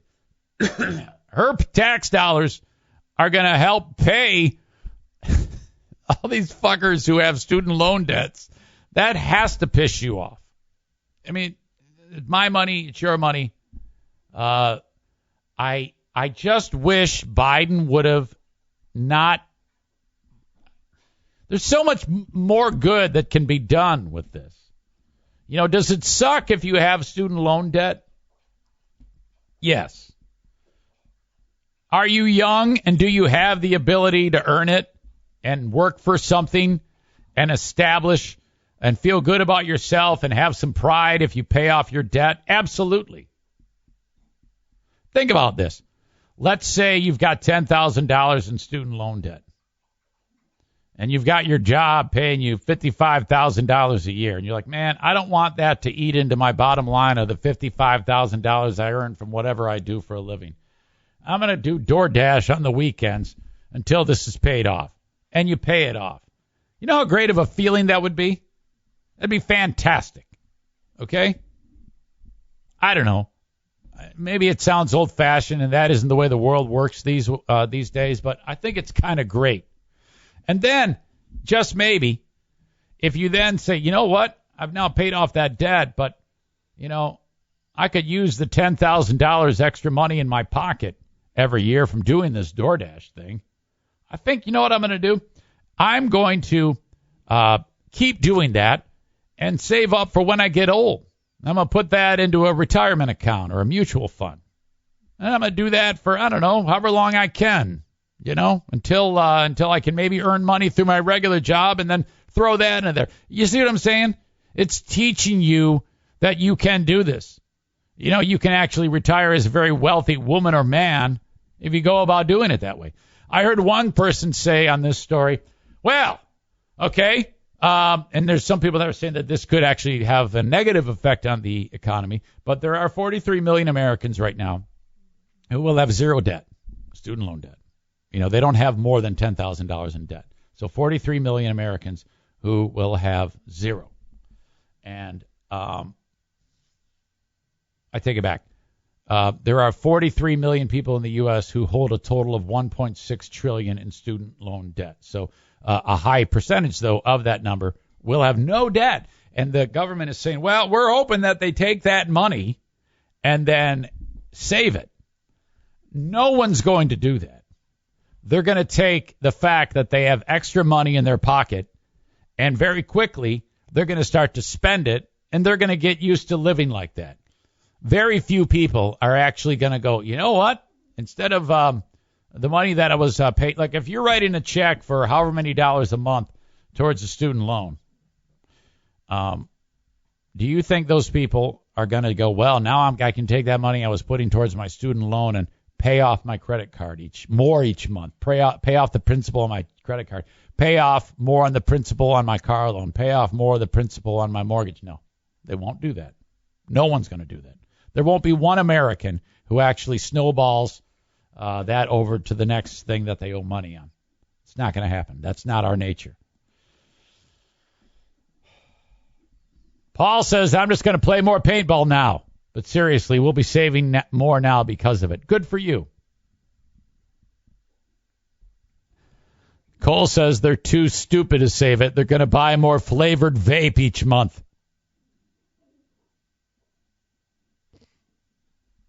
Maureen says, I just paid tuition bill for my son. He's got to be paying it back to the bank of mom and dad. Oh no. Holy crap. All right. And then, like I indicated, is the whole idea of, Joe Blow tradesman. Hold on a second. Hey, do you mind? Just stop it. Daisy. What's in it for them? I don't think that's fair to do that. Why would the guy who works his ass off since he graduated high school, became a skilled electrician, welder, builder, plumber, and someone or just is in manufacturing in general, the backbone of the entire country, why do they get nothing? That is not fair. You should have taken the money that you had earmarked for all this debt and dispersed it even thinner over the rest of the country or something like that. I don't know. Or, all right, go ahead and take Pocahontas' advice and make it $50,000, but not just for the students. That's not fair. Jesse says, but the tradesmen don't have student debt and still make great money. Are you telling me that if someone makes $125,000, they're not making great money? There's a lot of people that really benefit from this that don't deserve it. And it's not their fault. They didn't do anything wrong. They didn't do anything wrong by not going to college. They're actually being punished for not going to college. I say nobody. If Biden were smart, and this is what I talked about yesterday. If Biden were smart and Pocahontas says, yeah, you got to release, Bernie says, I have a debt relief. No, but I will take the money in this theoretical scenario and earmark it towards programs that you liberal Democrats want to spend it on. So go back to your constituents and come up with some programs that need to be funded. Entitlements, if you will. I'll tell you what, I'll meet you halfway. They don't get any debt relief, but I will take their money, and instead of just absolving it into the air, I will help you fund your programs. So go to your constituents, do your work, find out what they need, and it could be the usual things, women's shelters, homeless, poor, drug addiction. Figure that shit out. I will help you fund it. But no, that money is still coming in from those people. They are able to work. They can have jobs. They aren't unable to support themselves, and they're young. So fuck them. Get the money, and I'll use it for whatever the fuck you want. But no, I'm not just going to make money disappear into thin air. That's bullshit. That's ridiculous. Kyle, who we just had on, writes, LOL, fairness doesn't matter. Don't be angry with the person who went to college. Be angry with the powerful elite for deciding that the way to make this happen is to steal from Paul to pay Peter instead of giving up some of their billions to the balance sheet. There you go. Thank you, Kyle. We love you. All right. Jesse writes, what about the $2 trillion the Republicans gave big corporations in tax cuts that they never passed on to the employee like they were supposed to? Also shitty. But don't play whataboutism with me. We're talking about a specific issue right here. So that's one of the things I hate about having these discussions. Well, what about, one thing at a time. Remember, I'm running for president. So no. First thing I do, no, okay, take your guns. Second thing, forget it. No way. That money is going to worthy causes as opposed to just disappearing. Mitch says, you are literally doing whataboutism with the trade people. Yeah, but that's a good whataboutism. That's the one I came up with, so it's okay. All right. And then there's also a good point Linda makes. Be angry with the high price of education for a substandard product. Well, I don't know. The product's pretty good, but you're right. It is overpriced. All right. Mitch says, you dick. I know. Are you running as Eric Zaitunian or Eric Zane? I don't know. Probably Eric Zane. I think there's a law that it's like I know a guy who was a radio guy in Florida, and he just ran for public office. Okay? And he lost. He came in third place for whatever he was running for. But he had to quit his radio job in order to try to run. So I wonder if that holds true for a podcast. I don't know that it does. Maybe one day it will, but I don't know that is a thing where if I decide when I do run for president, can you imagine though? I mean, because honestly, at 52 years old, I think I would have, don't you have to start like small, like local drain commissioner? I don't know if I could handle that because I'd be 99 years old when I run for president. It would take that long. I think I could start with state representative. Start with that. Kenny comments, you couldn't even finish a book. You're not running for office. Hey, I'm toying with the idea of running for office. How much work? That would be the first question. Let's say there's a groundswell of like momentum. Somehow it's you can do research and determine that if I did run in a whatever district under whatever party, I would probably run independent. I would win. Okay? And I knew that. Would I do that? My first question would be, how much work is involved? What is the job description? Does it involve, like, banging on doors and having meetings? Because I don't know if I would do that well. I don't know if that would be a good job for your old pal Eric Zane. Josh says, imagine how great the smear campaigns will be for and against. Oh, whoever my opponent would just be looking at old shows and say, he just said he hates Jews or something like that, which I don't. But that, of course, at one point I'll have said it. He hates Jews. He wants to kill babies. He ate a dog. Cole says, you get my vote, Zane. You couldn't possibly do any worse than anybody in office right now. No, that is not true. I could absolutely do worse. All right. My God, what is going on with this show? I have lost the ability to actually watch the time. It's just too much fun. Okay.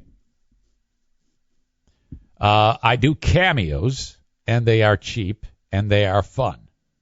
I haven't done one in some time. Cameo.com/Eric Zane. The Cameo cheddar has obviously taken a hit from losing my handful of the group formerly known as Zaniacs.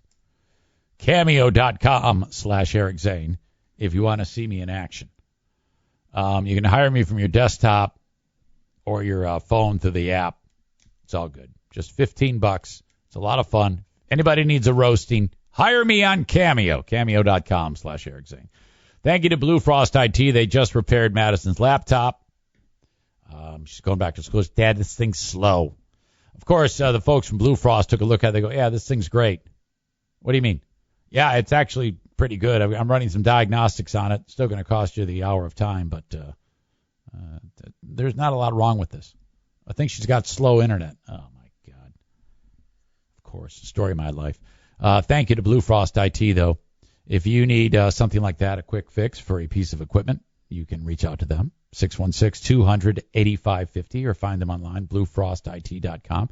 Or something a little bit more elaborate, like a small or medium-sized business that needs an equipment upgrade. You sit down with the pros from Blue Frost IT, and they'll, after you talk with them, let you know what you do in your business. Let him know, Alan, what you do in your business. He will then be able to formulate what type of equipment you need based on his expertise. And the next thing you know, he's setting up your new equipment. Blue Frost, you hear my voice crack there? Blue Frost IT, online at bluefrostit.com. Full House Comedy. Check them out and go see a comedy show. I haven't looked in a while, so I don't know who's in town this weekend. Okay, let's see here. Oh, my God. Jesus. J.B. Ball is in town. J.B. Ball is hilarious, and he's going to be at the Listening Room Friday. He's got a show at 7:30. Saturday, 2 shows at the Listening Room. So there you go. Brett Ernst in the following week.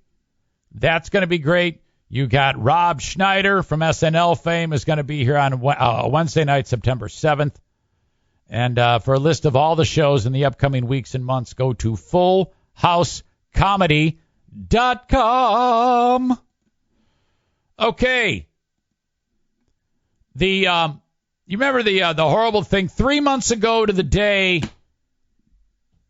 nothing like bouncing around on fun topics and talking about running for president and then continuing on and talking about something horrible. Before I get to that, Kyle from Dumpster Divers says, Zane, hey, fuck that's bad. I'll be your running mate.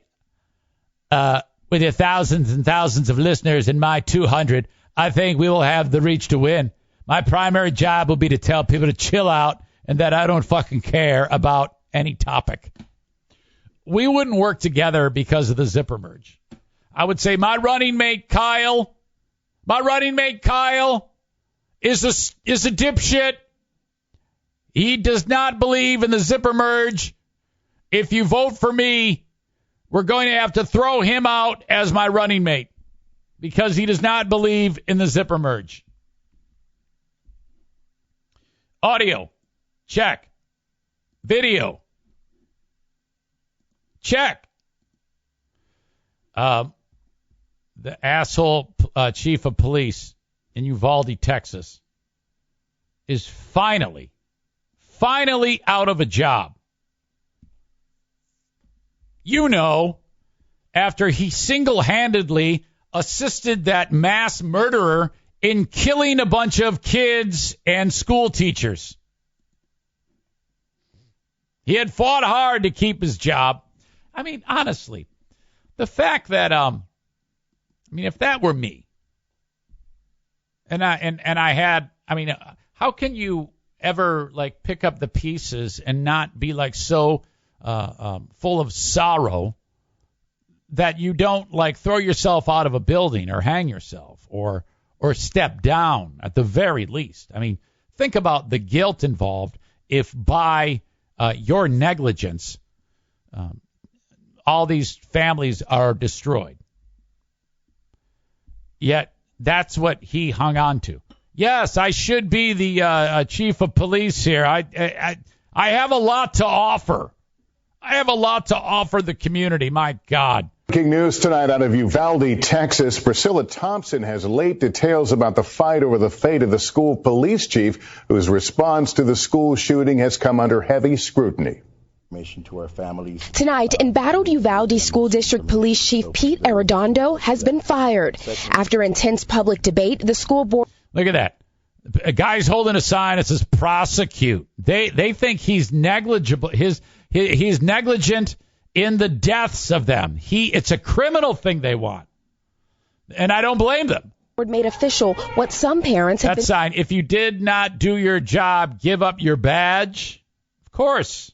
No brainer. demanding for months. Turn in your badge and step down. You don't deserve to wear one. Oh, my God. This dude is being put on blast by a child. Turn in your badge and step down. Can you imagine being an adult and you're just getting roasted by a kid? If a kid says, turn in your badge and step down, you don't deserve to wear one, I'm like, you're right, I don't. I'm so sorry. And then you just go and, fucking Brooks was here. Tie that rope around your neck and goodbye. That's the end of it. Months. Turn in your badge and step down. You don't deserve to wear one. Arredondo had been on administrative leave after the May 24th shooting at Robb Elementary that took the lives of 19 children and 2 teachers. The shooter locked himself in 2 adjoining classrooms with the victims. 376 law enforcement officers were dispatched to the scene. That's the chief saying these keys do not open the door. Remember that one part? That door that they were at trying to get in? This idiot, this is how stupid this asshole was. He's putting keys in. Maybe this one. The door wasn't unlocked. They determined in the investigation that all he had to do was turn the handle. There's hundreds of cops outside going, hey, P, what do we do? Oh, I don't know. I'm not the commanding officer. And he was. And then he goes, well, we got these keys. None of the keys work. Doesn't matter. Door's fucking open. Guys in there killing kids. And they've got all the weaponry. And then he's like, oh, well, we didn't have the right size guns. All of that video proved that they've got riot shields. They got everything. They've got fucking all the weaponry they needed to kill the bad guy. And it was just a horrible failure all the way around. But authorities didn't break through the door and engage the shooter for 77 minutes. That long gap drawing intense scrutiny.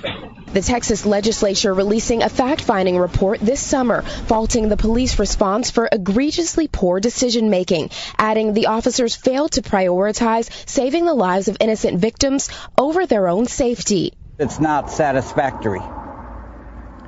He should be held responsible for what happened. Vincent Salazar's granddaughter Layla would be starting 5th grade. She was the baby of the family, and now we lost her. Lost her because people didn't do their job. Chief Arredondo refused to attend tonight's vote. His attorney released a statement. What a gutless swat. He wasn't even there when that kid said, turn in your badge. Accusing the board of violating Arredondo's constitutional right to due process and calling for his immediate reinstatement. Oh, yeah, whatever. Now tonight with Joshua Johnson. That's not going to happen. How do you expect to ever get anything done? Okay, because can you imagine if, let's say, he is reinstated because he's out now, but if through some weird set of circumstances he does get reinstated and he sits down and says, hey, so anyway, I've been gone. What's been going on? Business as usual. Let's get back to work. Oh, my God.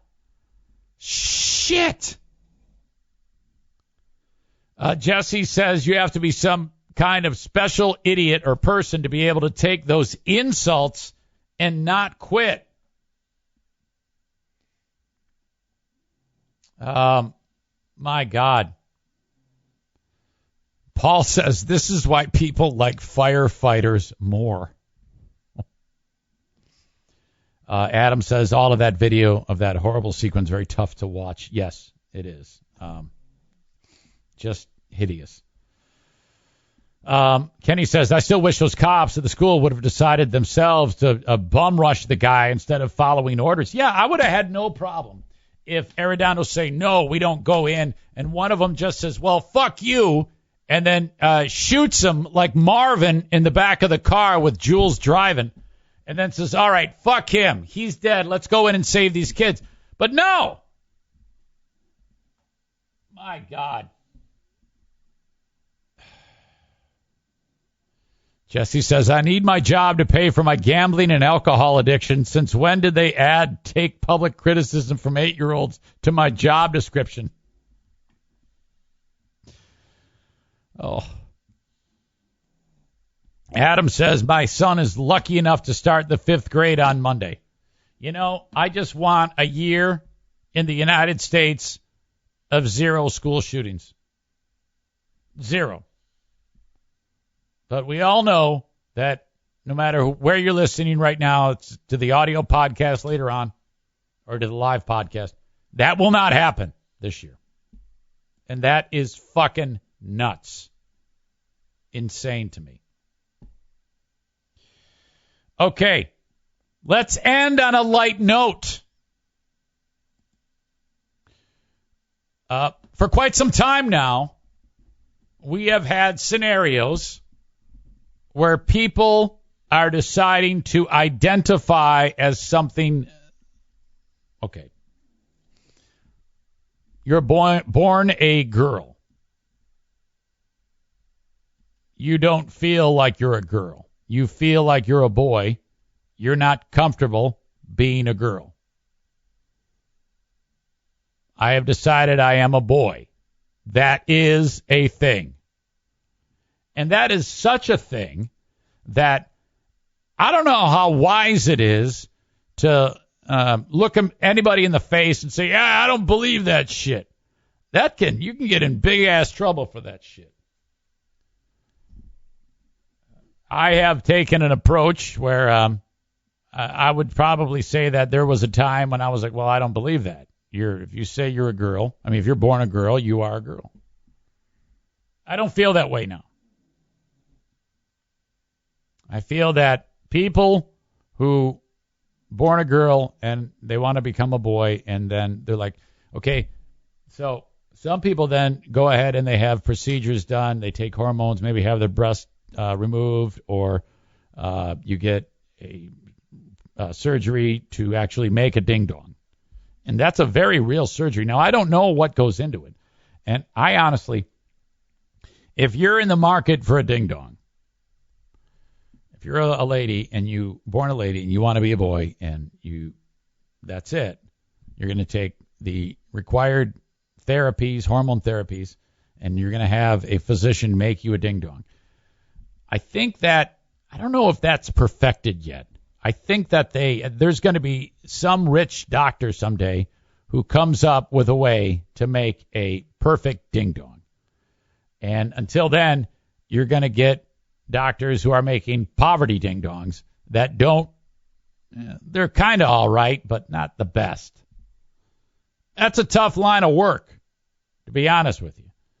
So I'm guessing that it's improving a lot. Like if you were to look at the very first ding-dong ever crafted by a doc and compare it to the most recent one, 10 out of 10 are going to say that's a better ding-dong, the most recent ding-dong, than the guy who made the prototype ding-dong, the woman, whoever it was. You know it's on a person who's like, can you believe this? Look at this thing. This is stupid. It looks like, you know when you would get a balloon and you blow it up and let the air out of it like 300 times? It looks like that. They have made serious inroads in ding-dong creation, but I'm going somewhere with this. I 100% believe that is legitimate. If anyone, I know transgender people, and I've actually, I talked to you about a guy I know in Nashville who revealed to me some time ago that it's not Kenny, it's not Aram, that he's trans, he wants to be a woman. And I know him pretty well. And I go, can I just ask you a bunch of frank questions that, since I know you well enough, that are just rude? And he goes, oh, yeah, I love those. And I think I might have covered this with you. I can't recall if I did. It's kind of interesting. Let me see. Now, I'm searching for the name. Oh, I had it.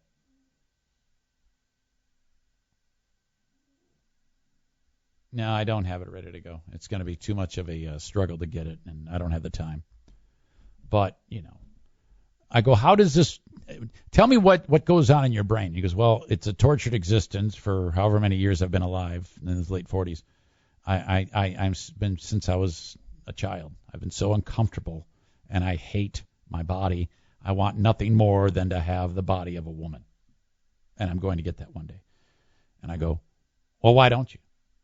And he says, fear of being ostracized and rejected. I go, oh, okay. I go, well, you're married. He goes, yeah. I go, you have children? Yeah. I go, are they aware of this? He goes, yeah. They've always been aware of it. I go, so you've always been, he goes, yeah, I've always been very transparent. And I go, well, what does your wife think about this? And he says, she loves it. She's accepting of me. I would then be married to her as a woman. I go, oh, my God. This is incredible. I go, this would be a TV show. I mean, I would watch that. It probably already is. Okay. So that's where I stand on that.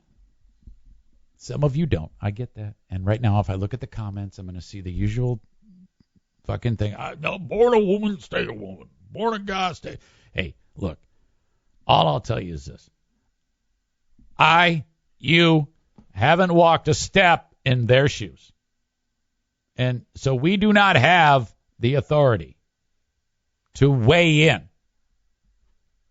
They feel that way? They feel that way. Not hurting you. Keep your mouth shut. Keep your head down. Don't make them feel bad. It's bad enough for them. Think about that.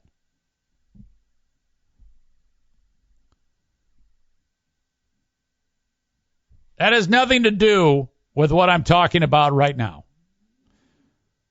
There are people, there's a young lady in Australia, goes to a school and said, I am identifying as a cat, and I will only communicate with cat-like behavior. So, if she gets like a good grade and says, hey, here's your assignment, you just got an A, she's going to purr and rub up against the teacher. I am not exaggerating at all in any of this.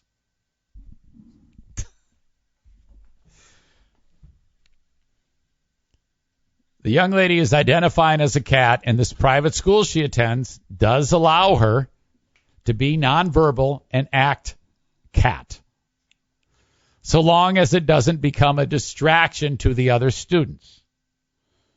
Well, okay.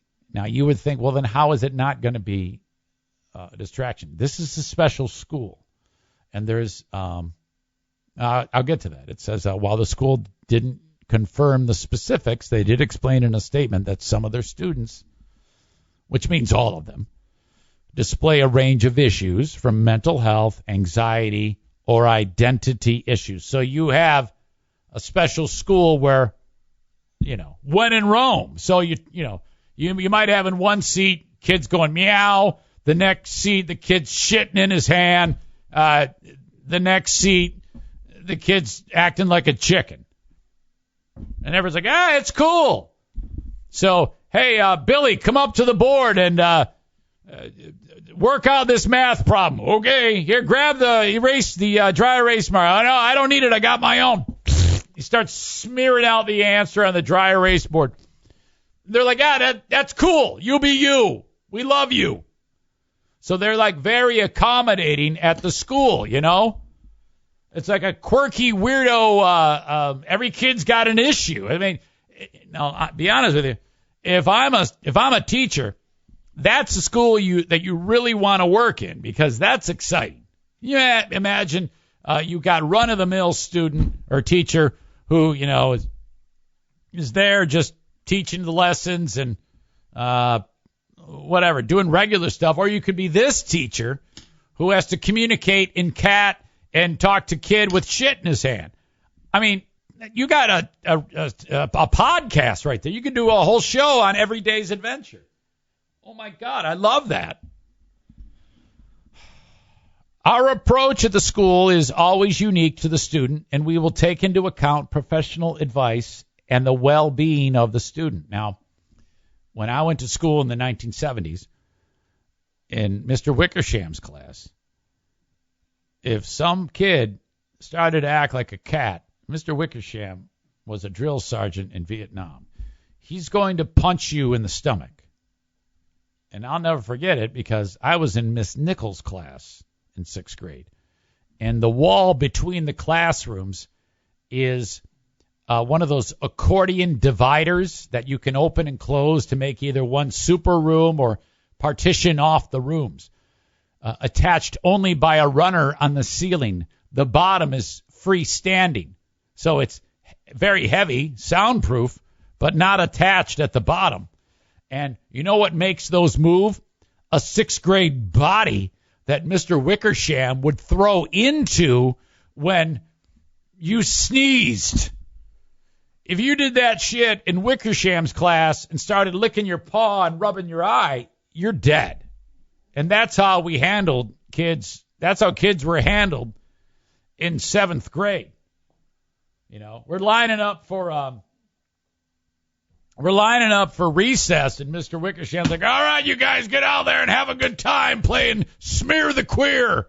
We'll catch you back here. You know, I remember there were moments when we would play a game, which I've talked about this before. We would play Smear the Queer, Dodgeball, or, I'm just being honest with you, N-word pile. And you don't want to be on the bottom of N-word pile. And we'd yell it out while we're doing it. And all the parents who watch the recess, they don't care. And then someone would get an arm broken, and Wickersham would be like, all right, guys, we got it. No more he'd say it. No more N-word pile out there on the schoolyard. We're like, okay, yeah, no problem. I mean, those are words you used. It was a fucking shit show. Nowadays, everything's different. And I'm glad it is. Believe me, I'm not, let's go back to the old days. We need schools like this because if you don't take care of kids like this who have whatever it is bugging them or issues, or you don't facilitate them, they end up killing themselves anyway. So you want to, you never know who's going to be the next scientist, or because you didn't let the kid act like a cat, she couldn't blossom into the wonderful human being that she's going to become one day, and then that's it, you know? Anyway, the school says that the young lady is phenomenally bright, and a source close to her family explained no one seems to have a protocol for students that identify as animals. I know that sounds ridiculous, but we all have to wrap our minds around this. This is the way people are these days. And you either get on board now or you're going to be labeled a bigot. Okay? You don't want that. They're going to show up at your house with pitchforks and tiki torches and cast you out. You got to get on board with the way the world is thinking these days. The approach has been that if it doesn't disrupt the school, everyone is being supportive.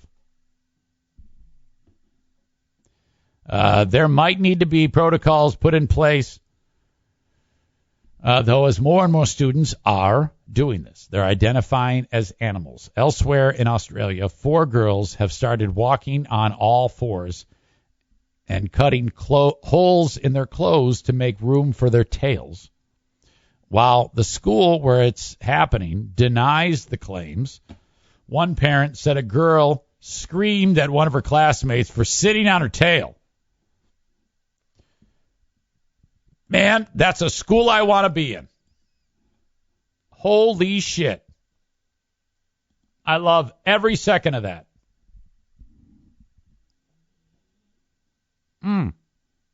Wow. Well, I'm not sure how all of you feel about that. Some of you may not be ready to move into that territory, but just know it's not hurting you. Everything's going to be okay. Yesterday, I forgot the asshole of the day. It was me for forgetting the asshole of the day.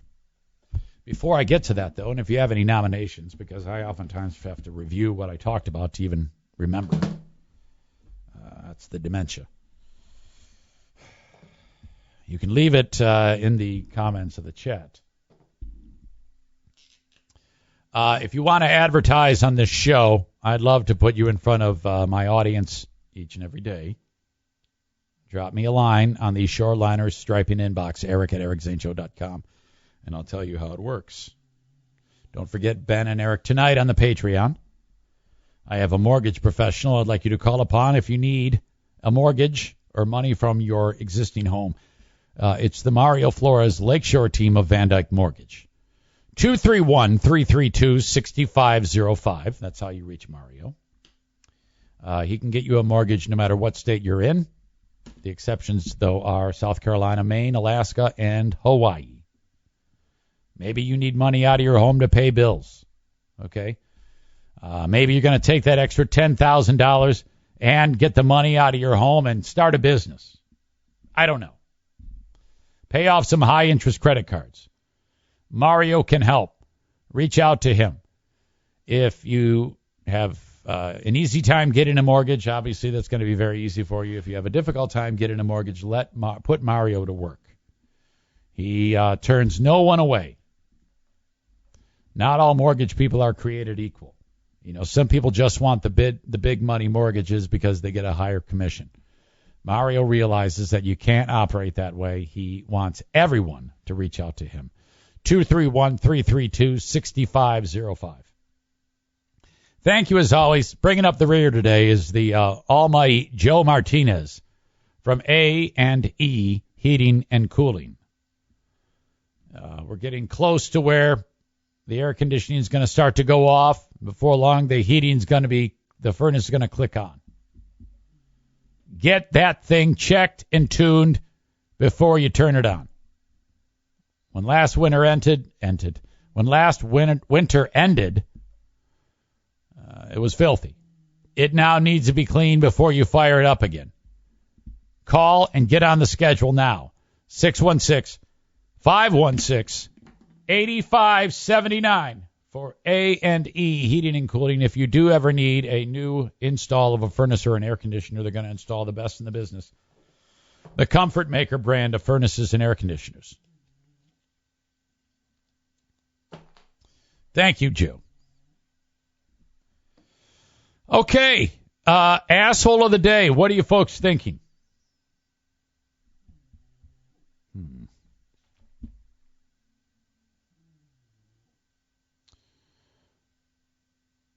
Yeah, on a personal level, the guy who stiffed me on the limo ride,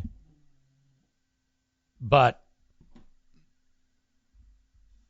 whenever the name comes up, he must always be considered. It's this marker is really, man, I am sucking so bad. What's it going to take? And don't send me anything. I know I'm bitching about it. I don't think it's the marker. I think this dry erase board has had it. Sorry, Tim. I might need a new one. Can dry erase boards wear out? Your asshole today is brought to you by TC Paintball. It is Pete Arredondo. Congrats on your award. I think he's a 2 or 3-time winner. If his name comes up in any conversation, he has to be the asshole today. I mean, that is just fucking heartbreaking. Holy shit. Okay, well, very good. I appreciate you guys. Aram says, has anyone ever been keeping up with all the assholes of the day over the years? No, and that's okay. Because if you're someone who does that, you've got way too much time. That puts you in like Pellerito Company, and that is not a company you want to be in. Joe, not Joe Pellerito, Mike Pellerito. You don't want to be in the Mike Pellerito Company. You do want to be in Joe Pellerito Company. Of the two, Joe, love him. Mike, not so much. A lot of problems between the show and that pack of lunatics. Okay, thank you so much. I appreciate you guys. You're the best. Have a good one. I'll talk to you on the Patreon. Bye bye.